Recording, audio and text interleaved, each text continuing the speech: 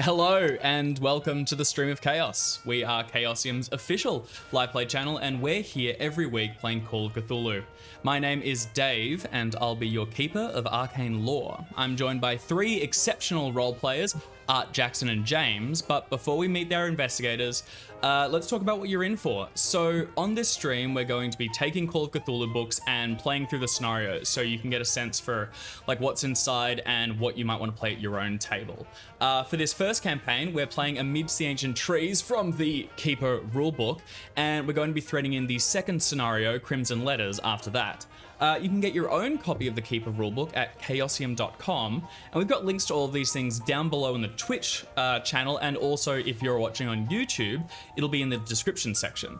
Now, if you're running online like we are, you should also check out Roll20. Through them, you get the Keeper Rulebook. It's already set up for their virtual tabletop. That's what we're using for all of our like handouts, character sheets, maps, and the dice roller, which is just over, there we go, got the right side, and you'll see the disaster unfolding live there. The atmospheric sound you can hear is provided by Sirenscape. There's a link to that below as well, which leads to their site. You can find all sorts of jaunty and terrifying atmosphere. By the by, just let us know if the levels are off and if the music's too loud at any point. We'll adjust it on the fly. Finally, the captions below each talking head are provided by Web Captioner, an online tool. There's yet another link below. Let's jump in and meet our investigators. So, where our story begins, we are on a bus. It is departing Arkham, Massachusetts, and it is bound for Bennington, Vermont. We're in the summer of 1922. It's stinking hot, and this bus has accommodation for about 12 people. At the very front, you can see there is an older professor. He's got a bit of grey going through his blonde hair, but he's handsome in a kind of role model you shouldn't have sort of way.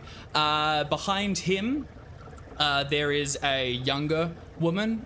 She's a post-grad student, and she's diligently going over her notes, rechecking things and making sure that once they get to Bennington, everything's going to be in order. These two are Professor Charles Leiter and his post-grad student and kind of assistant, Amelia Court. Behind them, there's this group of six students from an artists club. Two of them are sitting in the back, sort of whispering and giggling to themselves. They're a newly made couple and the hottest gossip at Arkham University. In front of them, there's a younger kid. It looks like he's possibly went to university a little early, and he's got this dark fringe which flops over his hair in a slightly, it's a little modern. Even for our time, sorry, and definitely for theirs. Before them, yet another couple, and finally a student who's working through a camera roll to take some film once they get there. This group is going to be dropped off in the woods nearby Bennington, where they're going to spend a few days camping and painting the surrounding landscape. The other two, Amelia and the professor, are here to look into a house which has recently been handed over to Arkham University to document artifacts inside and record whatever else can be found, given that the previous owner has unfortunately passed away. We also see the three investigators who have found spaces on the bus and are making themselves comfortable. Art, could you describe yourself first? Hello, I'm Art. I'm going to be playing Vivian Langley, actor extraordinaire who is currently resting. Vivian is kind of lounging, I suppose. I don't think Vivian ever sits. I think he just lounges. Has a very nice, light, silk lavender shirt. That is a little frayed at the edges, but he, keeps it tucked in, so you can't really tell. Nice pair of dark slacks with a decent pair of, leather shoes. And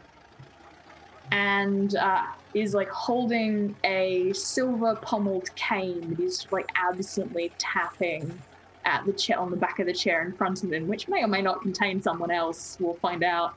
And is just having a Vada out the window, enjoying the scenery. Perfect. So the person that you are prodding is your current housemate and distant cousin, I believe, Jackson.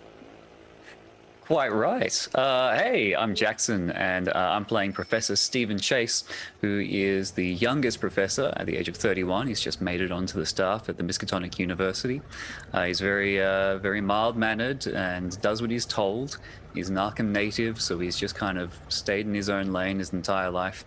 And yes, he's recently given up the sofa, Shay's lounge in the parlor, to his distant cousin Vivian, who's come across the pond.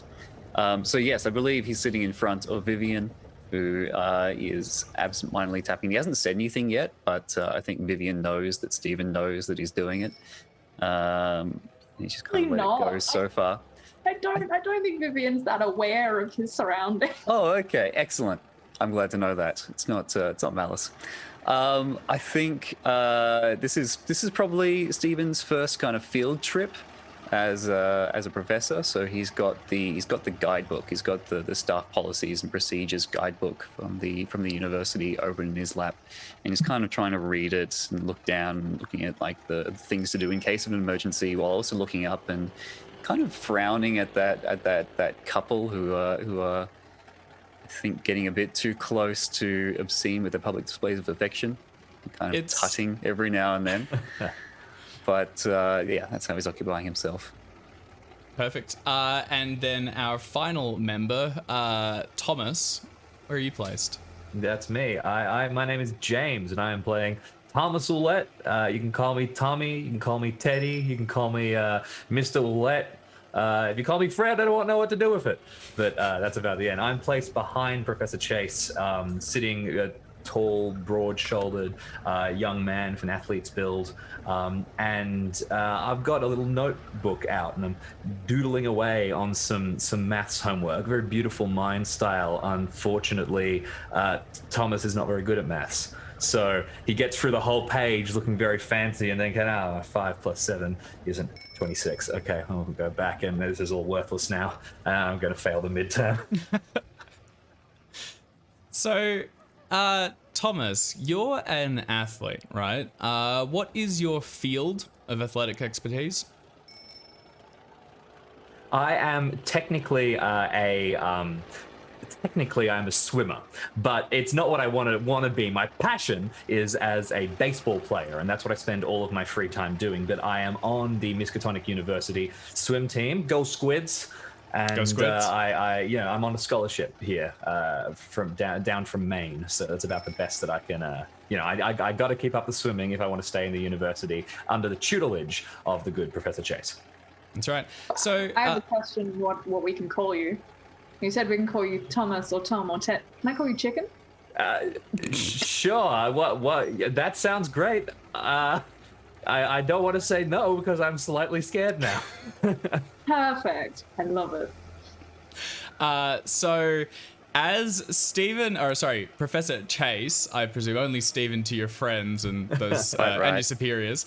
Professor Chase, as you swing around to shoot a glare at this couple once more, it's matched by Amelia. She's very much got that self-appointed school leader kind of vibe, and she swings around occasionally to deliver them a stern look and mirror your own tutting. But Thomas, you might have a different perception of them. You see, Becky Wallfish is very big into the painting scene, but her current partner, Peter Ride, is less so. He's actually the star baseball player for the Miskatonic University, and I wonder if you would...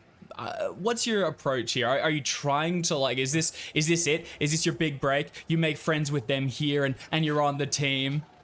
I mean, that might be how someone who's a little more socially capable approaches the situation, but I got really nervous. I kind of ended up sitting as far away from them on the bus as I could, and then I started doing maths homework, which really isn't very cool. So I'm trying to think whether I should approach, but sort of just hovering like a large, henge over the entire situation. Did you ever try out for the team, or is this an aspiration for future? I couldn't try out for the team because I was already part of the swim team, and you can't be an athlete on both teams according to university policy because your grades might slip. I thought that maybe I could, if I did really well, they might let me, but that is beyond my capability. Yeah, hypothetically, you may, but you've yet to see it. Yes. If maths has taught me anything, it's that everything is possible, which is probably not the best thing to learn from maths. Perfect. So you're kind of looming occasionally, trying to find like that casual in, and I guess hoping that maybe someone will approach you and ask you to talk to them, but it doesn't seem to be happening. And as the bus continues its long wind, slowly leaving the urban sprawl of Arkham and heading got to be west and then vaguely north up towards Vermont, you pass these small little gas stations and sort of micro towns on the side of the road. Every now and then you stop and you'll pull in to refill the tank, grab a bite to eat, have a smoke, and you see Professor Charles Leiter will always tear off in search of a postcard or something to send back home to his current girlfriend or partner. He seems to rotate flings reasonably regularly. Vivian, as you're sort of like standing by the side of the bus at one point, a couple of the art students come up towards you, and they don't seem to fully grasp why you're here, and they say as much. So one of the girls, called June Mulligan, comes over and she says, so are you you seem a little old to be a student? Beg your pardon? Oh, I don't mean offense or anything. I'm just saying you have a certain professional appearance, experience that can only come with age. Well, aren't you a Bonapolone? I'm here as a friend of a friend. Oh, do you frequently come on school field trips for fun? When I'm bored? Yeah. Oh, cool. Well, I hope you have a grand time. We're going camping for a few days, but I'm sure Bennington has all sorts of sights and monuments to astound. I expect it will be the furthest thing from NAF I can think of. I don't know what a NAF is. Oh, I know. Okay. Thank you. I'll be shot, dearie. I'll be... But it's nice to make your acquaintance. What was your name again? June Mulligan. Mulligan. Yes. I won't remember that. Oh, okay. It was lovely meeting you. You too, darling. You too. She backs off, and although she... I will clarify, this is all very, ideally, because I have a 75 in charm. Very charming. He's not being rude. I agree. And she kind of came off as a bit catty. She's kind of prodding you to see what give you have just out of the gate, and you kind of respond in kind. I think it's kind of funny. I don't think she takes any personal offense, and by the time you all get loaded back up onto the bus, she'll lean over occasionally and ask you a couple questions. Do you reveal that you're an actor? Oh, yes. I'm thoroughly proud of the fact that I am not only an actor, but one of the primary actors. I mean, and you actually, you did train, right? You were a fairly successful actor. Yes, I was my brain has just gone acting terms. Bye. The lead, or one of the lead performers for the Royal Shakespeare Company at their London theatre, which I worked my way up to. I wasn't always doing Shakespeare, and I wasn't always that, but that was essentially where I got to before life happened. I mean, it's a pretty impressive accomplishment, and especially amongst this group of young artists, many of which would have sort of drama leaning and a fondness for plays and poetry. You kind of kick off with them, and by the time it's you're winding up through some mountains and actually going through green forest, and they're getting ready to begin to leave, you've spent a few hours chatting with these kids, and they're really excited to hear about your stories, and you kind of there's a connection there. You kind of get on pretty well. They're Bonaphiles. I like them. They're nice. I also don't know what a Bonaphile is. We need the captions to translate as well. What's Bonaphile mean? Bona is good, and Feely is a child or someone who is young. Okay. Can also be used as an adjective to describe, like, Filiom, young man. Hell yeah. So you are all going to get a lesson in what I have learned about Polare, which is a theatre, and other cant. We'll get to that. Hell yeah. I was just about to ask you to explain what it was, but you've gotten ahead of me. Sorry. Sorry, go ahead. Everyone who was going along. Hell yeah. So as you talk to a couple of the students, as Thomas works up the nerve to secure his baseball playing career, Professor Chase, you are the assistant teacher along for this expedition. Professor Leiter is the head of the history wing of Arkham University. He specializes in old New England history, so that's Massachusetts, Vermont, and I'm sure a few others along the coast, looking into things like the old Salem witch trials, that sort of stuff. What is your tie to this expedition? Why are you along for it? Well, it's my first field trip that was made available to me now that I'm on staff. So I just thought it would be good to have the experience, you know. So we are in the middle of like a summer break. A lot of the other teachers have taken this opportunity to get as far away from students as they possibly can to let their minds reset and work up the courage to return to the battlefield of the classrooms. And you've decided to lock yourself on an optional field trip with students of two wings, neither of which are your field. Well, I think like this might be if this is like, yeah, it's the first summer break that he's had, so he's just jumping on every opportunity. That's what you got to do. It's what you got to do to get ahead in your career. Is you got to be a yes guy. I dig it. Yeah. You do have a couple of ins. This will get you in with Professor Leiter, who is reasonably senior, and you also know the dean, Bryce Fallon, directly, because his old school was mathematics. You actually studied under him for a time. So as sort of assistants, you mentioned tutting at a couple of particularly affectionate youths. How seriously are you going to be taking this, do you think? All right, you've got the notebook out and you're writing up slips? No, he's not that bold. He just make his displeasure known, but he's actually thumbing through the rule book, seeing exactly what it says about public displays of affection, but I don't think it's anywhere in there. Yeah, the PDA but you'd is like it to be. You're considering writing an amendment? Hell yeah. And submitting it to the board. All right, so as you move through under these tall, really quite beautiful trees, the track that you're driving along becomes a bit more sort of like dirt and packed earth, less formally made and a bit bumpier underfoot. One of the other students, a young man called Anthony Flinders, he was the gentleman with the very trendy Spider-Man 2 fringe. He keeps on trying to look over and get an opportunity to talk to Charles Leiter, the professor. He's here with the artist group, but doesn't seem to really gel with a lot of them and seems a bit out of place. He also, from what few glances you've seen of his notebook, has no artistic merit that you can see, but hey, he's hopefully learning. Good for him.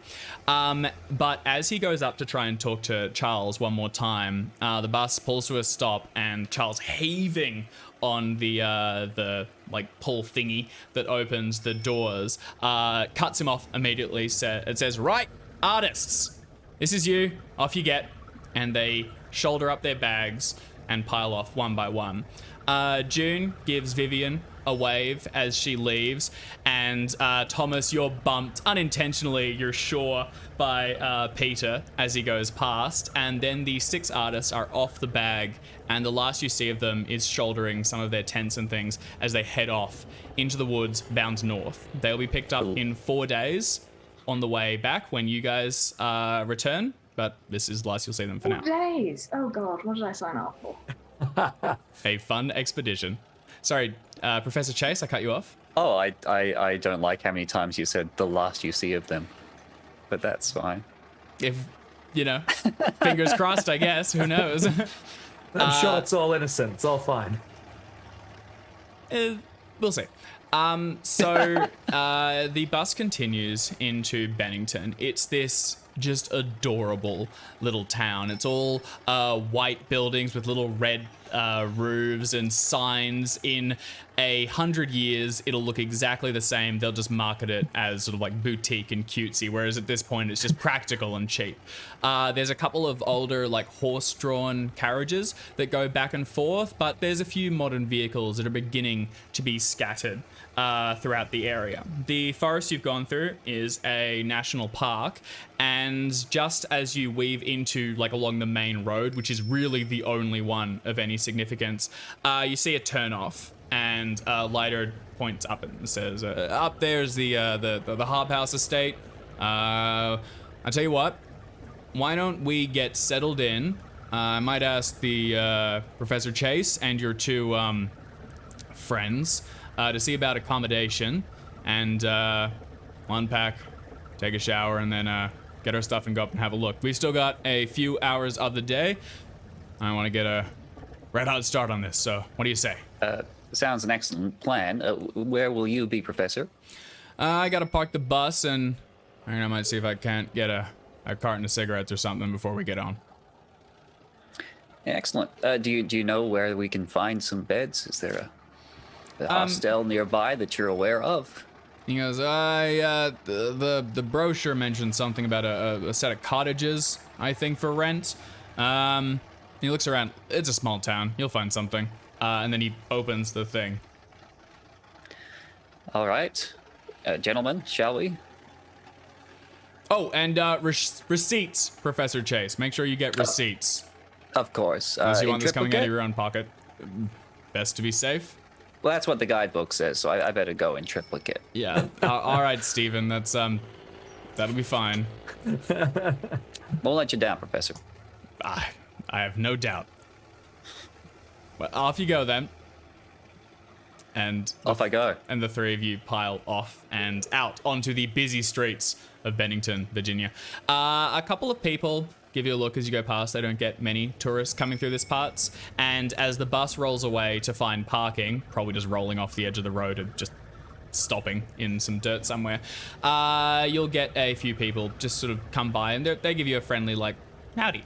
The cottages are easily found. They're the Pickman cottages, and as you head into the reception desk, you can see there's an older fella parked and half asleep behind the reception counter, and off to his side, in a small like sitting room, presumably his wife, another older woman, is comforting a 30-year-old woman with a short sort of bob cut and plain dress, who appears to be not actively sobbing, but visibly shaken. She has a small handkerchief out that she's occasionally dotting under her eyes and bringing herself to speak, and they're talking in hushed tones. It's kind of pointedly over to the side. That doesn't look good. Something bad must have happened. Professor Chase, I feel like you're the one who's going to have to deal with this. Well, no need to cry. We're just here to get rooms and nothing else. There's no need to get involved in other people's drama. We're just here to do a job. Well, with all due respect, Professor, if you walk over and don't say nothing about the crying person, then that's its own kind of statement, isn't it?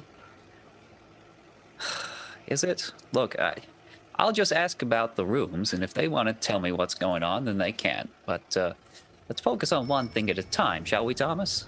Okay, Professor. I'll follow your advice. So Professor Chase and Thomas are heading up to secure the rooms. Is that right, Vivian?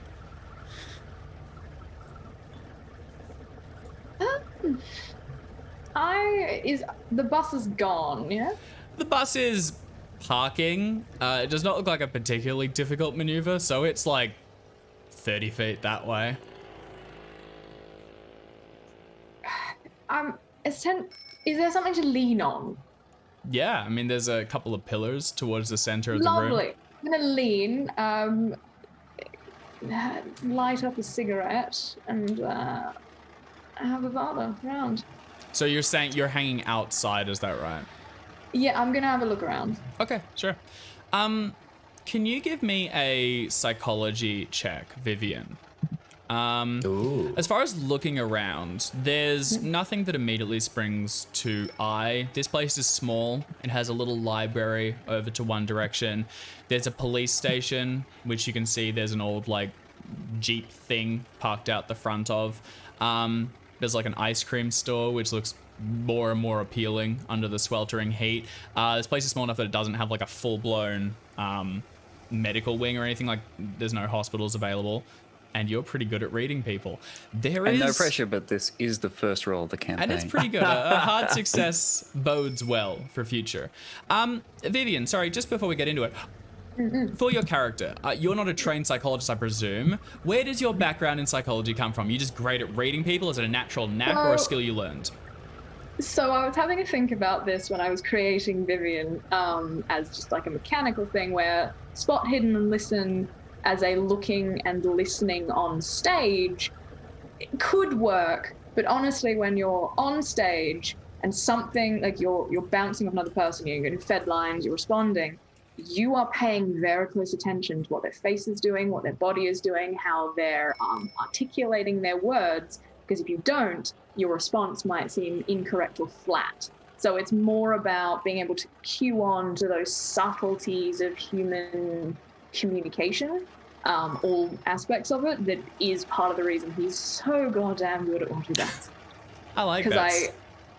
So psychology is for him, it's about the looking and listening specifically to another person or a group of people on stage. That's what he's very good at. Yeah, so I was going to say, it sort of leans, it leans one-on-one rather than groups, but you're able to read the crowd, get the energy of the room, and kind of feel how they're reacting. Able to get the vibe of whatever's going on as like a group or like with an individual or like a scene with a few people, being able to swap between and read quite quickly what's going on and where someone is making an offer and picking up on those offers and throwing them back. Yeah, perfect. You know, the game of so you take a look around this small town and you begin to get a feel for it. You are immediately, your ears perk up.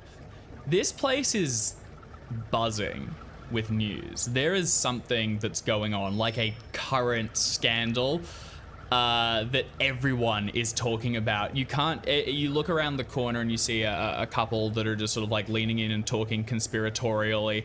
Another person's taken a newspaper, but they're really just trying to listen in on the other people talking about it. And when people are driving back and forth, they all seem to be rushing to get home and discuss things. There is an active news going on. I mean, people are gossiping, and the whole town is kind of on that standstill that seems to imply that it is current and that more news is imminent. You take a moment to look around, and as we head back inside, Professor Chase and Thomas have gotten to the front counter. The older fella sort of like sniffs into his beard. He's just got the mustache. And then says, "What can I do for you?" Yes, good afternoon. Might be about to sneeze. Maybe I'm not. Who knows? While you figure that out, I'm going to jump in and say, as soon as we get up there, you know, I know that deep down Professor Chase is a deeply moralistic man who wants to be involved with the situation. He just can't bring himself to do it. So not a moment has passed since he gets like the words hello out where I'm going to go, well, whatever's wrong? How can we help? What's happened?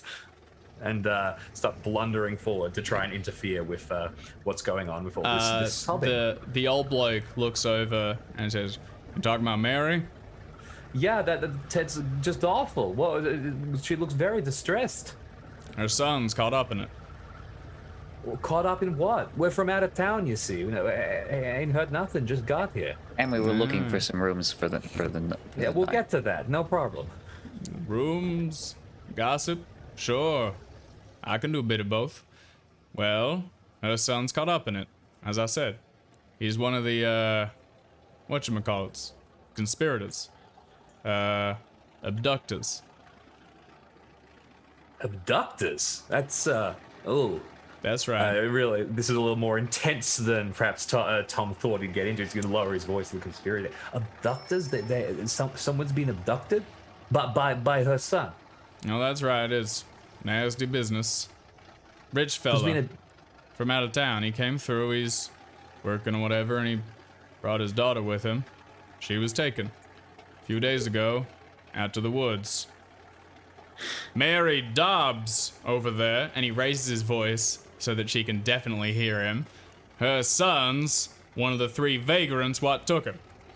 And tonight, they're handling the ransom, the handover. He leans in. $10,000. Would you believe it? Cold hard cash. Exchanged for her safe passage back into town and, I imagine, far away from here. You ain't called the law, nothing? What's... No. Police is involved. They're the ones dealing with the handover. It's a lot of money for... I mean, not to be harsh or nothing. It's someone important, I guess? More money than I've ever seen. He's a rich fella, that's for sure. He deals with, what's it called? When water ain't good? Oh no, making water right. They're building a reservoir not far from here. All about making sure, potable water for anyone that wants it. So, I guess there's money in it.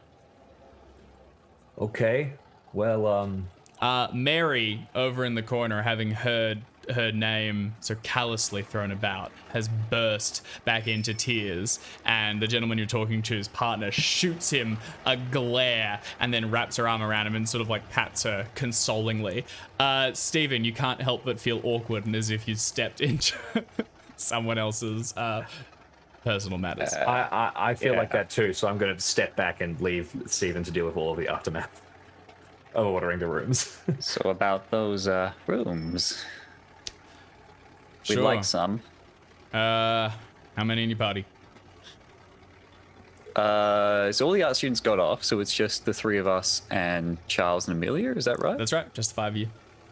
5. Well, there's 5 of us, so 5 rooms would be ideal.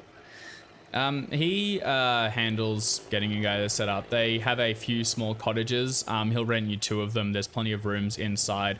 It will run you, it'd be like $20 a night, which is not super cheap per cottage, but you diligently invoice everything and track it. And in theory, on the other side of this, the university has promised they'll pay you for it, so you will be reimbursed. Is Professor Chase particularly liquid right now? Not at all. Let me have a quick look at my possessions here, and I have not put in my cash. Got to look that up. My spending level is 2. Oof. So this is coming out of pocket for the moment. You also have Charles Leiter's guarantee that he'll make sure you get paid back as well, but it kind of stings to hand over. All the same, he lets you know that food will be served. They run dinners and breakfasts, so you can talk with them whenever you please, and he hands over the keys to the room. Go ahead. I couldn't try dart over, hearing everything that's going on. I'd like to try and dart over and find Viv to tell them about it. They seem like someone who's going to respond to the gossip. Yeah, you can head right outside. And Vivian, are you still where you were? Oh no. Vivian's powered I've off. made my way over to the couple that look like they're having, that secret chat. And I've just wandered up, having a smoke. And I've gone, so I hear something rather interesting's going on. I'm new in town. Everyone seems to be abuzz. Can you tell me what exactly the scandal is? You haven't heard? I have not. Oh my god. A young girl got taken.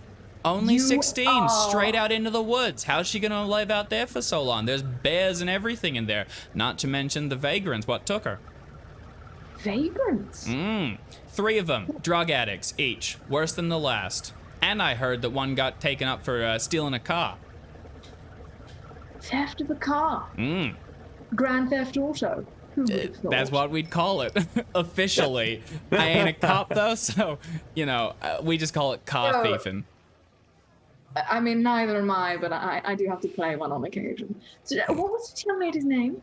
Oh, her name's Julia. Julia Strong. Her daddy, Lucas Strong, he's the waterman. So he came in here from a little way away, and because they've got a lake up a little bit to the north in the woods, where they're building a reservoir, he's going about, he's making sure that the water's fine and that there's like no weird minerals in it or whatever. Anyway, apparently he's loaded, so these three vagrants, they get an ear for it, and they figure they'll nab his kid, get some money for it. I mean, the whole thing's been going on for a few days now. It's all anyone's talking about, and would you believe your timing, it is all coming to a head tonight. The cops, they're gonna go and pick up Mr. Strong, and they're bringing him out to the outskirts of town with a lockbox full of cash. Then they're gonna hand it over, they'll get the girl back, and, I mean, God willing, everyone's safe and sound. That is a yarn. I cannot believe that this is going on in this tiny little town when we've just rocked up. How fascinating. It's astounding. So what time did you say that they were doing the, meet and greet? Oh, well, they're not real liberal with the exact timing, given cool. that I'm pretty sure they don't want the whole town turning up. They're also I'm hiding sure the they exact don't. location because the same reason. But it's sometime tonight. I imagine sunset seems suitable and dramatic in my eye, so I'm kind of hoping it's then. Well, I feel like you and me, kindred souls. I love a bit of drama. So the Lilies are involved in this one, yeah. Sorry, the police are involved in this. Yeah, no, they've handled the whole thing. They tried to like go wider and get what would it be, federal at that point, statewide involved, but no go. And Mr. Strong, I mean, he seems determined. He's willing to pay. He wants his daughter back. Well, thank you for filling me in. This is genuinely been quite a lot. Well, I mean, it's just astounding to find someone that doesn't know what's going on. I'm happy to be involved. And I will sort of give a bit of like a theatrical sort of bow as a thank, and then wander back towards where the place we're staying is. Can I come tearing out Yeah, of this? as you leave. You're not going to believe what I just heard. There's something crazy happening in this town. Oh, you mean about the young lady who got taken? Well, how did you know about it? Chicken, I have my ways. Yes, apparently a young lady, Julia Strong, was taken by a couple of vagrants. They're doing an exchange later this evening. You know names and everything. Oh, I'm Be very clairvoyant. good. I am personable, darling. People talk to me. I guess that's right.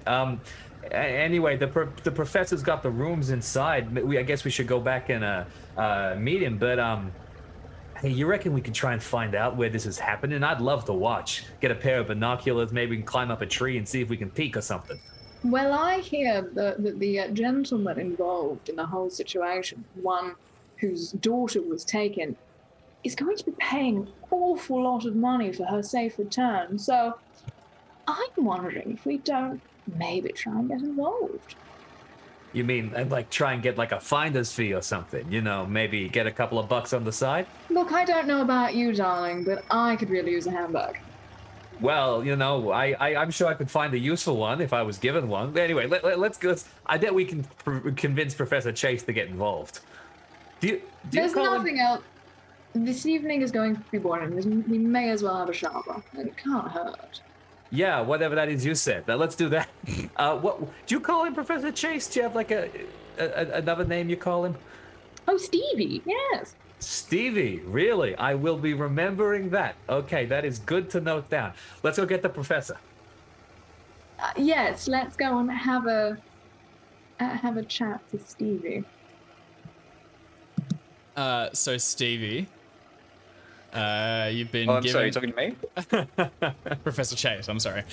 You've been given the keys to the cottage, and Professor Leiter and Amelia both return, having parked. Amelia's got, like, as many suitcases as she can carry heaved up under her arms and scurrying in Charles Leiter's wake. You head in and check out the rooms. They seem perfectly amenable. And then Charles sort of like flicks his carton of cigarettes onto one of the beds, goes dibs, and then says, right, so Hob House then. Let's go have a look at the estate. Work to do. Yes. So what exactly is our plan of attack here? Are we just assessing the structural, seeing what kind of items we might find in? What exactly is the context of this donation? Well, structural might be more your space, Professor, but no, we're here for the historically significant artifacts. Joshua Hobhouse was a long-standing resident of New England. He has collected all sorts of bizarre accoutrement from what I've heard over his years, and when he died, he left it to some, I think, estranged children-in-law or something. The prices, anyway, they're from out of town. They've sent over a representative who's going to meet us there, and our job is to document everything, analyze them for historical value, and then in theory, they're all, well, no, sorry, I say in theory, then they're all going over to the prices to be kept, but we will have the opportunity to investigate them and document what we find. It's a real boon for the historical department. Well, I'll lend what assistance I can as a professor of chemistry and mathematics. But yes, I'm happy to be of service. Oh, you can always fetch coffee. Oh, yes, I can do that. Good man. And claps you on the back with more force than is necessary. All right, so we'll head over now then?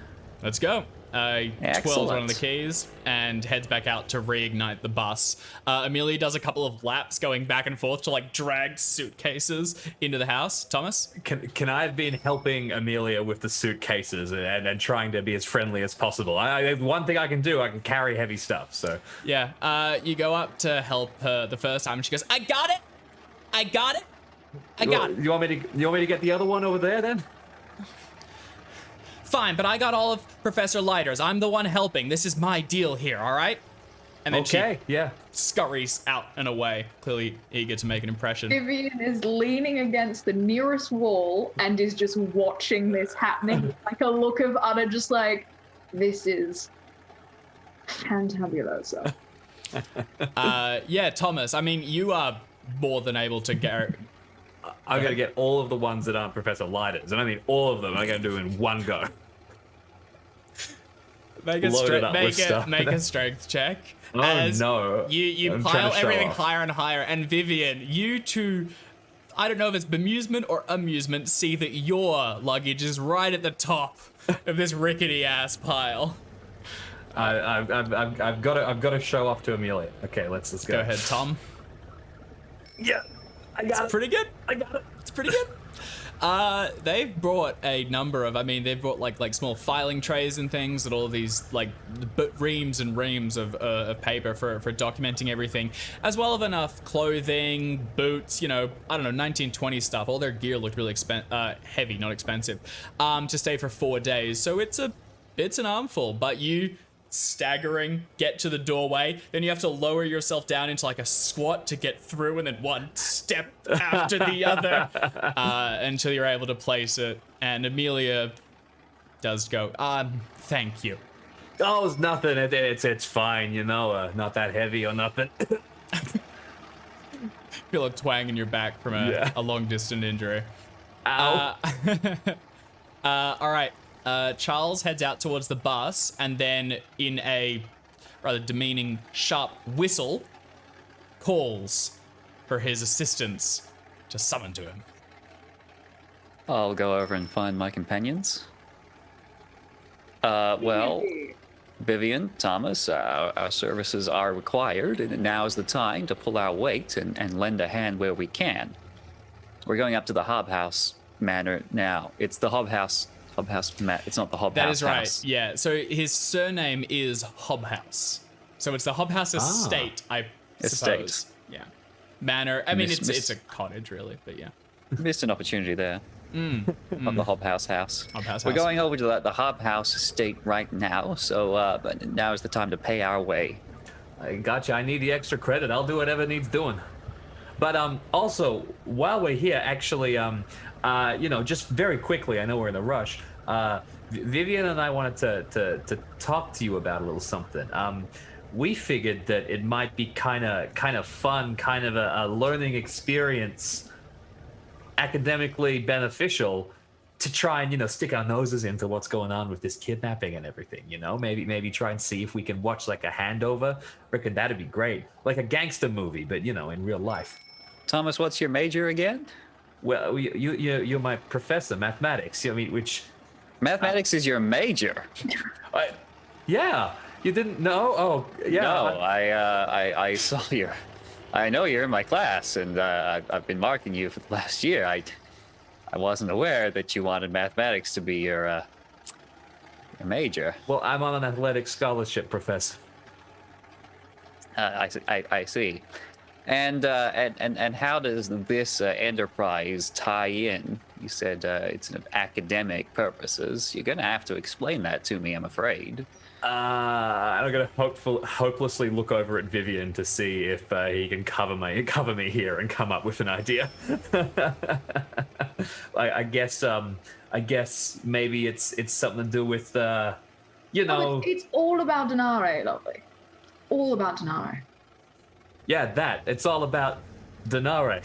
I haven't learned the symbol for that one yet. Is it like theta? You spell it with a D. Okay. Anyway, yeah. Look. It's going to be real beneficial. Listen, look. I mean, you know what it is. You know what it is actually. We're here. I'm here extra credit. I need it. You've been marking me. You've said that much yourself. So I want to get as involved with the experience of the university's business as possible. I'm on an athletic scholarship. I know how these things really work. You gotta put yourself forward. You gotta pay your way, like you said. Now, if the university comes back and we've got a report on how we were, witness to so many interesting events, well, I could stretch that into what a personal experience essay. That's a minor in literature at the least. Phoebe, darling, I'm bored. Well, we can't exactly have that. All right, but Professor Leiter needs our help right now. So I suppose if there's any leisure time available to us after we go to the Hobhouse estate, then we could roam the town and make ourselves useful if that's what you desire. But right now, the staff does need our help. You're the best, Professor. From the doorway of the bus, you hear, Stefan!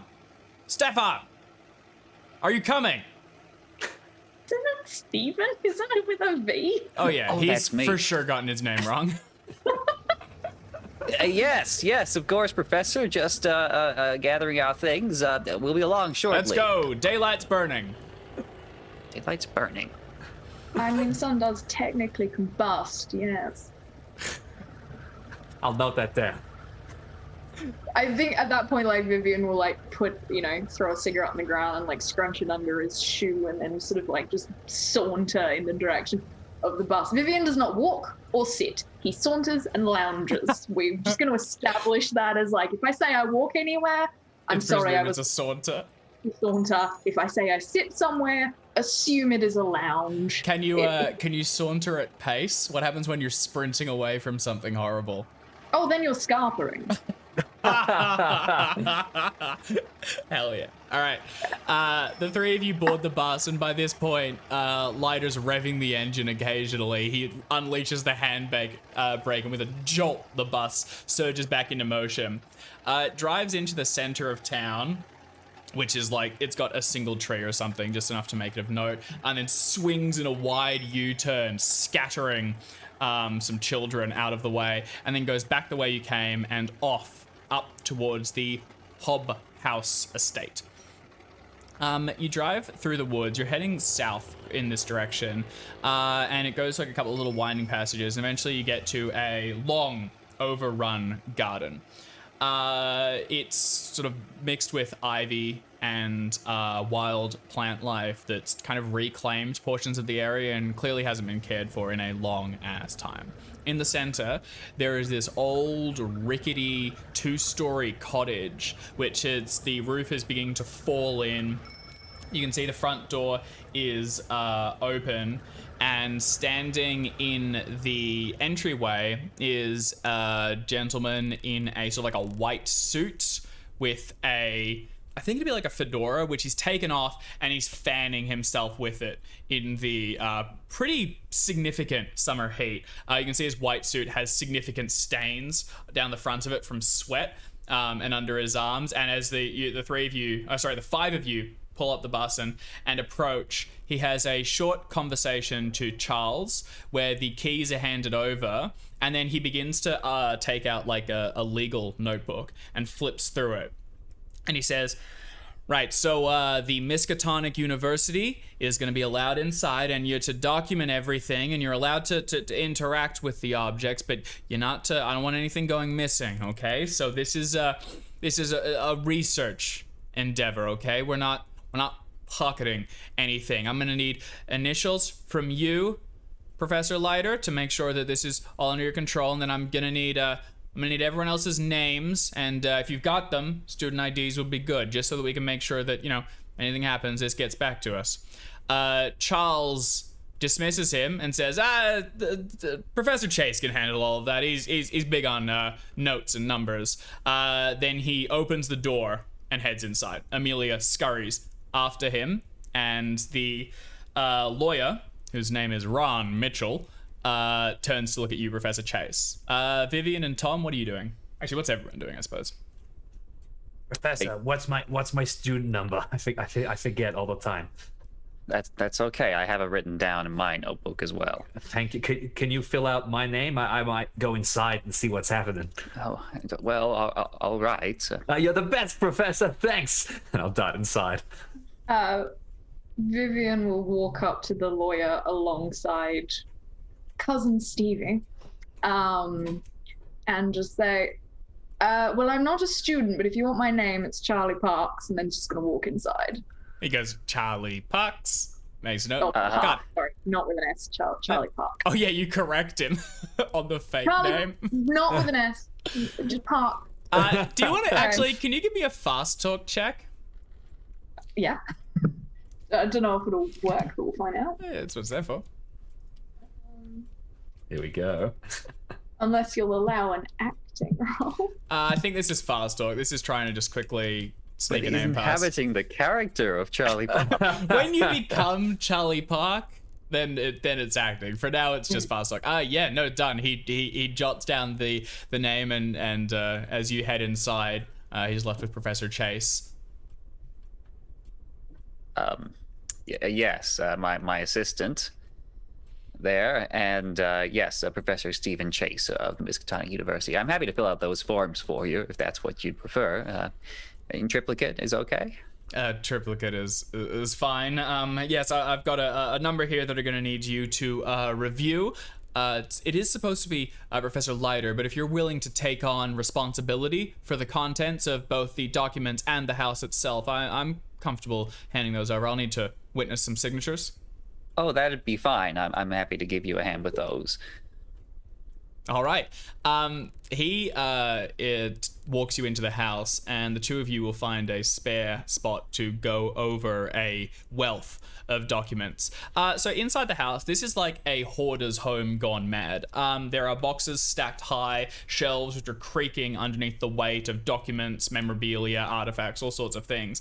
And the stairs that go up to the second story are completely cluttered and blocked with just debris from this dude's life. Amelia immediately sets herself to piling up boxes and getting like a general sense for the whole area, while Charles's strategy seems to be more grab something, see if it's of significance, put it back, not necessarily where he found it, but just kind of getting a vibe for the room. That's his strategy. What about the three of you? What do you want to do? I think that Amelia is piling up boxes. That looks like a physical task that I can do. I will also pile up boxes and do whatever I can to do it louder or faster or, just bigger in general. Sure. So you're going to like, while she's recording locations, move things back and forth. Yeah, sure. That's useful. All right. You set yourself to it. Viv? What do you want to be doing? Probably what I've always been doing. We're inside the house, yes? Yep. Oh, I am going to go around everything and start picking things up and having a look and just generally making a nuisance of myself. Just like having if we're using Polare, having a sharper round, but if we're not, just sticky beaking. Yeah, is sure. what I'm doing. Absolutely. So you're more looking for sins from this man's personal life than any specific historical. I think Viv is also looking for things that look expensive. Sure. Yeah. I mean, this dude's got enough crap. There's got to be something. Anything that would be of interest, either because of value or because of scandal. I don't know. Sure. I mean, someone's lived this long, they've got to collect something of note. So you follow the Charles Leiter method of basically vibe and snoop. Stephen, you're going to go over legal notes? Yep. Sure. Fill out all the forms that I can get my hands on. All right. So can Such a I cool get... guy. Here are my suggested roles. Feel free to weigh in. I think spot hidden from Viv, strength from Tom, and Professor Chase... accounting, I suppose, is the warmest. Do you have any points in accounting? I have base on both of those. I'm literally just like writing down. What about a library? Library numbers. use, I could see. Library it use, won't I can do. This will be enough to kind of get like law and accounting would get you specifics and like detail. Library use will be enough for like you understand how much trouble you might be getting yourself in by signing these, and you know you can read the index and navigate it. And perhaps glean any details about exactly kind of the circumstances of the house and the transfer and all that good stuff. Yeah. Oof. That's a fumby. I mean, I don't think he's not looking very hard. It's literally just like, I'm bored. I'm going to go around the house and pick things up and go, oh, look at that. Drop something. Probably. Yeah. Yeah. Oh, that's also close to a fumble. So, You know what they say, brawn over brains in every situation. so given we're playing standard Call of Cthulhu rather than Pulp, your luck regenerates a fair bit slower. So we are playing with the variant rule where you can spend luck to reduce rolls. Viv, I think you might be out of pocket here. That would cost you an enormous amount. And Stephen, if you want to spend 12 points, you could, but it's a bit pushing it. What I will offer you is you could push the roll. So what can we do? I guess, I mean, you're already kind of taking responsibility for the contents here. Do you have a suggestion? I mean, I'm gonna take like longer. I'm gonna insist on like reading all the terms and conditions and all of the legal documents about, you know, I'm gonna ask to see like the full kind of will and testament and everything, all the contracts that went to the Miskatonic University. I'm gonna like demand to see that just to make sure it's all above board. That's perfect. And that might not go well. Yep, that's perfect. So he, upon, you know, demanding to see the minutia, he procures another like 3 slabs of paper and go ahead and push the roll, and if you fail, you might have some homework to do this evening as well. Success. Okay, that's better. He's good at reading. All right, so Tom, yourself first. You heave up boxes, move them back and forth, and with Amelia's assistance, you begin to like clear a path through the room. She also will occasionally look inside one of them, make a brief note of what's contained within. Like this one is journals, and this one seems to be small statues, and you can put that there, and that one over here, and you like relocate things. And You're really good at this. I should hope so. I mean, it's my post-grad. I'm hoping to study under Charles and actually, you know, turn this into a longer-term role. Oh, well, fantastic. Yeah, I'm studying pretty hard, too. I'm learning about numbers. What's your favorite? Well, I mean, there's so many to choose from.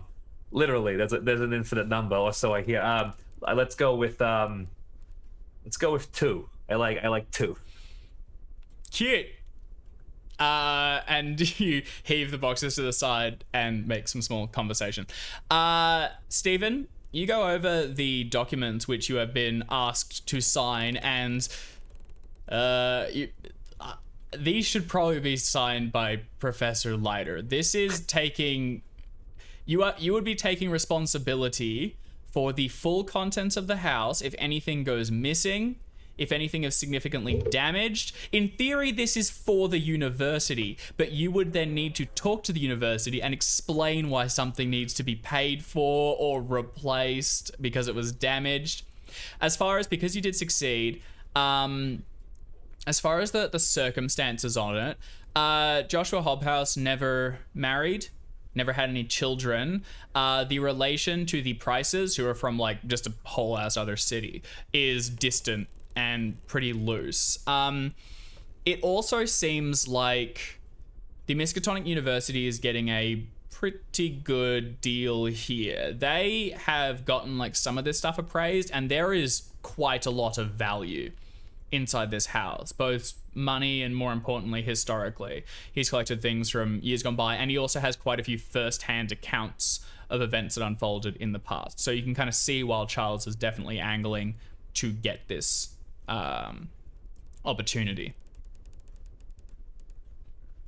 All right. I'm going to grab the little mini post-it notes that I always keep in my jacket. Yep. And I'm just going to do the work of marking everywhere where Professor Leiter is going to need to sign initial. I'm doing all the hard work for him. I'm reading it all. I'm getting it all prepped, and then when I'm done, I'll just be able to go and just to sign here, initial here, and we're done. Perfect. All right. So you set yourself marking everything with the help of the lawyer, who mainly just likes to complain about the heat and look around and sort of sniff a little bit at the dusty room.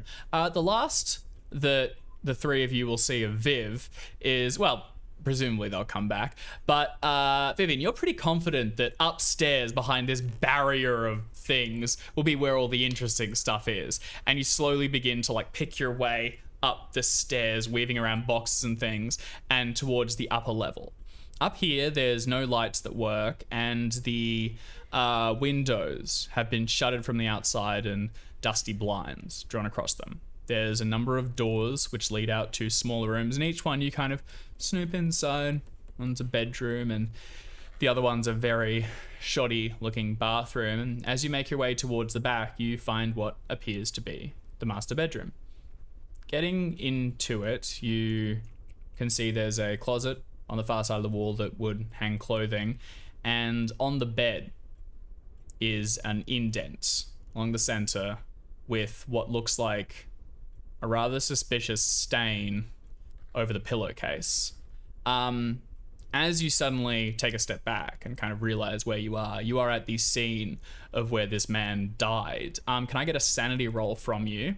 And what I want to know from you, Art, is how do you think Viv handles death and being in the presence of like those that have passed or whatever else? Let's see what the sanity has to say about that. Absolutely fine. So you no penalty. I don't know if I want to talk about why right now, but I don't think Viv is a stranger to a dead body or two. Yeah. I think it's one of those things that every now and again you have to face that, and there's a moment of the flamboyant confidence, I think, drops for a second, and there's a genuine look of like, oh, that's a shame, you know, like another life gone kind of thing. And then he sort of shakes his head and sort of kind of goes, not in there. I have boundaries, not many, but I do have a few. Yeah, it's also a life of someone that died alone and completely distanced from everyone else, surrounded by just collections of ultimately meaningless things. That has some personal connection with Viv, yeah. You step back to looking around. You're continuing to snoop a little bit, I presume, but without no. Yeah. Okay. Good. Like, oh, thank God! I didn't miss the door and has a moment, and then it's like, well, not in there, but I wonder what's over here. What's the medicine it doesn't cabinet? take him long to recover. This is what, you know.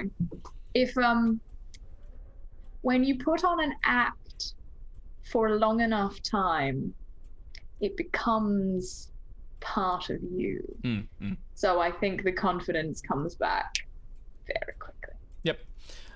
You go back to looking through some of the rooms, and the three of you, 5 in total, well, I guess 6 counting the lawyer, spend a couple hours going through things, kind of beginning to just break the back of this situation.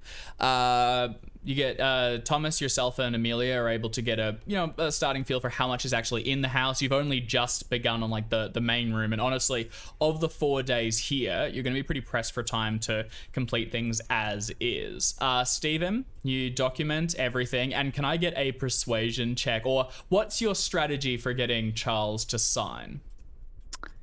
Let's take a quick look. I am somewhat persuasive, When you need to be. so I think that's what I'm gonna go for. Yeah. Wouldn't that be intimidation? With a gun? Oh yeah, probably would. Oh, I do have a pulp talent for intimidate. No, you do not. Reference. I don't. Yeah. Oops. Deep reference to last campaign. Catch up on YouTube.com/Chaosium. Yeah, I'm gonna go ahead and try to persuade him. Go for it. So he's busy when you approach, picking up objects and checking both sides. Excellent.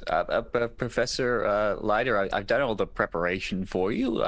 You just need to sign here and initial here, and I think we'll be all clear. There's nothing untoward. I've taken the liberty of looking over the entire document, and you'll be pleased to know that this should be quite beneficial for the university. Good. Well, I'm glad to hear it.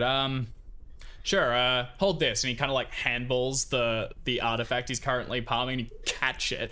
And then he heads over and will sign an initial everywhere that you mark. It didn't seem like he was trying to push it onto you out of malice, more just disinterest. By the time you are leaving the house... If I could very quickly beforehand, can I, throughout the process of the work, could I please make a charm check? Oh, absolutely. Go for it. All right, fantastic. Dusting off the old whatever I do and fail. I've got 15 in charm, so it wasn't exactly that. That's why persistence is key. Yeah. You're moving things, and that's practical. But every time you try and strike up a conversation, she either ignores it or can't hear you, and is very busily documenting. There's a lot of, I'm sorry, did you say something? I said, what do you like for dinner?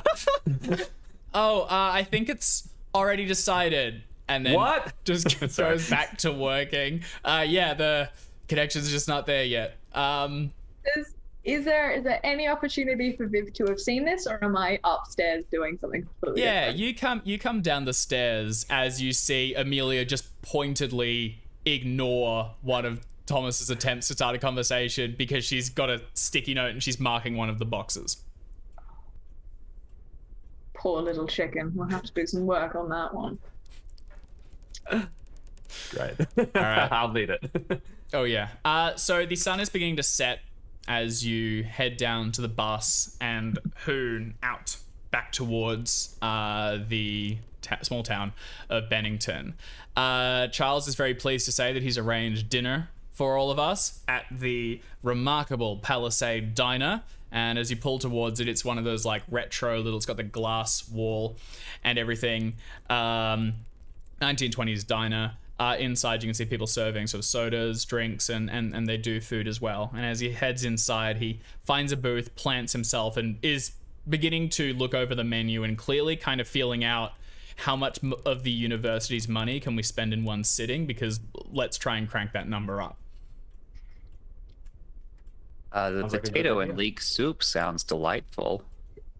Come on, Stefan. This is the company's dollar. You can work up a little bit higher. Look, find yourself a main, and then pad it out with an appetizer. Sort by price. That's how I like to do it. And he begins looking through it. Oh, well, if the budget is there, maybe I'll have a pumpkin and leek soup. He just goes, Tom. It is Tom, right? Yeah, that's me. Yeah, all right. What do you have, Tom? Oh, yeah, whatever you're having, and the same again. Right, imaginative. And I'm sorry, is it Vivian? Yes. Yes. Well, Vivian, what will you be having? Is there like, I'm assuming, some kind of like carvery section of the menu? Oh, hell yeah. Yeah, so Viv is absolutely going to do like, nice cut of steak or meat, with like some kind of roast vegetable thing, nice glass of a nice bevy of some description. Maybe a nice like Chianti or something. And it's just going to like have a really nice dinner, which she is not paying for. Oh yeah, you're a man after Professor Leiter's heart. Amelia steers more towards the two of you getting something kind of manageable, whereas Charles just seems to order. He goes like, "Oh, we'll get appetizers for the table. This will just be to share, and then let's get dessert and coffee after."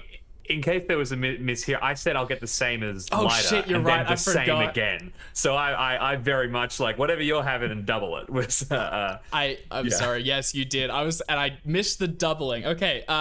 Yeah, he goes through like ordering similar to Viv, like some, a wealth of meats and sides and things, and then you end up getting double that. The person writing the order like has to flip the docket over a couple times to keep recording. And as they get to the end of your order, Lighter takes out like a rolled up, I guess like $5 or so, something like reasonably significant tip, and says, and if you have any drinks on offer, we'd be interested to see those as well.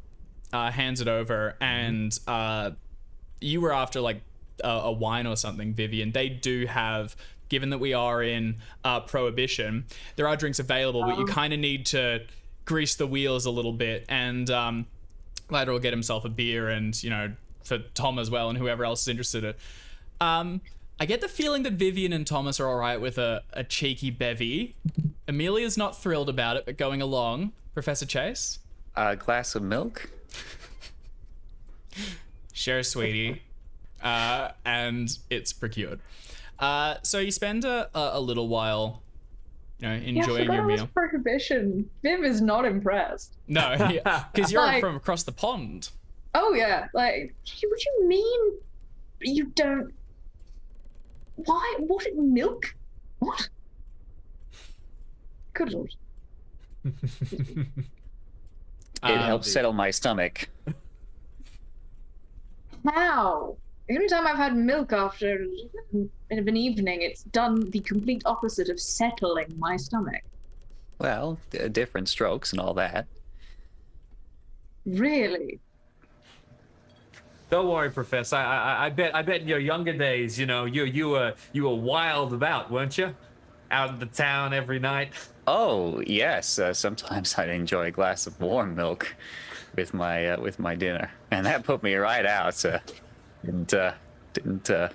I don't feel like our dear Stevie did a lot of hoofing it in the day. I don't understand how the two of you can be related. Luck? I suppose. They just do things differently over there in merry old England, I suppose. Oh yes. Mother Britain, such You just- a wonderful place. You're just allowed to drink whatever you want over there. Yes.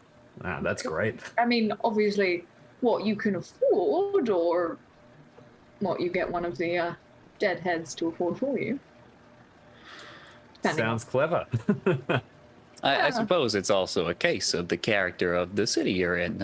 This is a very wide country, but there's not a lot of nightlife to be had in Arkham, I suspect. That's what I Maybe understand. just haven't Charles gone like looking. stifles a chuckle when you say that, and Thomas, that is not the case. Yeah, there's nothing that you need know about, Professor. Oh bless. How old are you anyway, Stefan? You seem a little old to be starting your career. Oh, 31. 31. I believe I'm one of the younger professors to become tenured at the university. Yes, it's really just an extension. I've been studying there since I left high school. I did a round of mathematics and chemistry, of course, and decided to go back for more. I hadn't had my fill, so I ended up studying biology and physics just to round things out. And then I ended up teaching mathematics to young Thomas here. I had no idea. You never set your sights any higher? Oh no, I'm afraid of heights. Has anyone ever told you, Stevie, darling, you are so naff? No, I can't say anyone in this country has told me that. Wow, more than pity, I suppose. So, as the evening draws late and dessert is served, sort of like those like American roadside pies is what I'm imagining. Voice just cracked there. You're tucking into it, and Professor Leiter is beginning to conspiratorially. He's trying to read the room, but he's got a really great plan he pulls every now and then where he can get meals comped if you complain about things. And so he's trying to like find a fault, and he's thinking about trying to get the whole thing marked off, but they've already got the receipt, so he'll be able to just palm it off on the university and keep money, which is actively scummy. Outside you hear in the distance of gunshots somewhere, and immediately everyone inside the diner perks up, and there's a lot of like, what was that? Was that what I thought it was? Was that gunshots? And rushing towards windows where they crane out into the distance to try and see what's going on. Oh dear, well that'd be the police operation that you mentioned earlier. This is a farming community. Can I tell if that wasn't just someone firing out in a farm? I grew up in a farm, might know the sounds that... Yeah, I'd take either listen or firearms for just knowledge. Let's go for listen, coming up. Viv and Steven, what are the two of you doing? Well, don't go toward the windows. We don't want to interfere. We don't want to get caught up in anything. I believe I'm the only one not going toward the windows. Everyone else piles to them. I would say Viv, like, also doesn't move towards the windows and just sits there, again, lights a cigarette, because you'd smoke indoors, I assume, and just goes, looks at Steven, and is like, so let me get this straight. You are a country of individuals who doesn't drink, but will run towards gunfire. Can I spin back can I spin back at this point and say, look, there was a hostage situation. If there's gunshots, someone might be in trouble. We got to go over and take a look. Oh, if there's gunshots, I'm not going anywhere near there, darling. I'm a coward. Yeah. Well, I'm going. Some of you should come, and I'll tear out towards the sound. Well, no, we're not really supposed to let students wander out after dark unattended by any staff. So I think Professor Leiter, one of us should go out with Thomas. Would you care to? He waves his hand just visually. Says, yeah, he'll be fine. He'll be all right. Well, no, the policy in the staff book, it does. If he runs towards gunfire, that seems on him, right? That's just my read on the situation. That's not my read of the book. All right, well I'll go. Viv's just gonna like pat Steven on the shoulder and be like, Stevie, darling, nobody else cares. But if it makes you feel better, we'll go. It would make me feel better. Then come on. And I'll stand up and sort of like usher Steve out, being like, I don't like this and you are absolutely going first. But come on. I knew you were good at heart, Professor. You've come for me. Well, yeah, that's what the book says I have to do. Well, it's just a quick look, but then we should really get back to the diner. All right, come on, let's go. All right, the three of you breach the diner. The bell dings as you depart, and begin walking hurriedly up one of the main streets. There's a couple of other people, just rubberneckers and things that have craning around to see if they can see the cause of the incident. But the shots are quite a ways away, and without a car, you'll be heading in that direction. But it'll take you a little ways, and you're going towards the outskirts of the woods and up one of the northern roads that leads there. Is there a vehicle around? Yeah. Is it open? It's a small town. I don't see why they'd lock it. I'm gonna borrow a car. I'm not stealing it. I'm borrowing it. I'll bring it straight back. Come on. Let's be quick. No, that is a line too far. Grab Steven. Thomas, grab Stevie. Look, okay, I think it's too far too, but hell, in for a penny, in for a pound. Come on, Professor, we're helping. If I will look around to see if there's anyone who obviously owns the car nearby, and if I don't, I'll just be like, well, I'll just open it and be like, well, it's open. They obviously don't mind. Vivian, I really must insist. We're not stealing cars on I'm not stealing it, I'm university borrowing it. time. Get in the back, Stevie. Come on. And I will start the car and begin to like get to drive off. Professor, All right, if it makes you feel better, you could go back and steal dinner from the poor people in the restaurant like Lida wanted to. Or we could try and see something interesting. Come on. We'll bring it right back. It's fine. No one will even know it's gone. Well, I'll have to make sure. Someone will have to make sure that the car comes back. All right. All right. Stephen hops into the car alongside Thomas as Vivian is underneath or actually, it'd be at the front, probably trying to improvise an engine igniter. I'm going to need a mechanical repair check from someone. Okay. I get by and like stand expecting Vivian to like, you know, just magically be able to start the car. And like, this is great. I thought you needed keys. I thought you needed all kinds of stuff You to know get what? into a Now that I car. think about this, yes, probably. I will attempt it. I have a mechanical repair of 10. Yeah, do Oh, so with God. the confidence of someone that's done it before. I mean, I probably have, but like, I'm gonna argue, as with all things with Vivian, he's probably done a lot of this shit before, and he's probably done it successfully, but not in America, Yeah. and things different here. There's actually a good suggestion in chat, which is that the strong bloke could probably push start it. Hold that.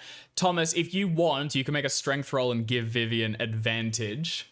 Or a Sure. bonus die, rather. So give me a strength check if you want to just be getting All behind right. it and just heaving it.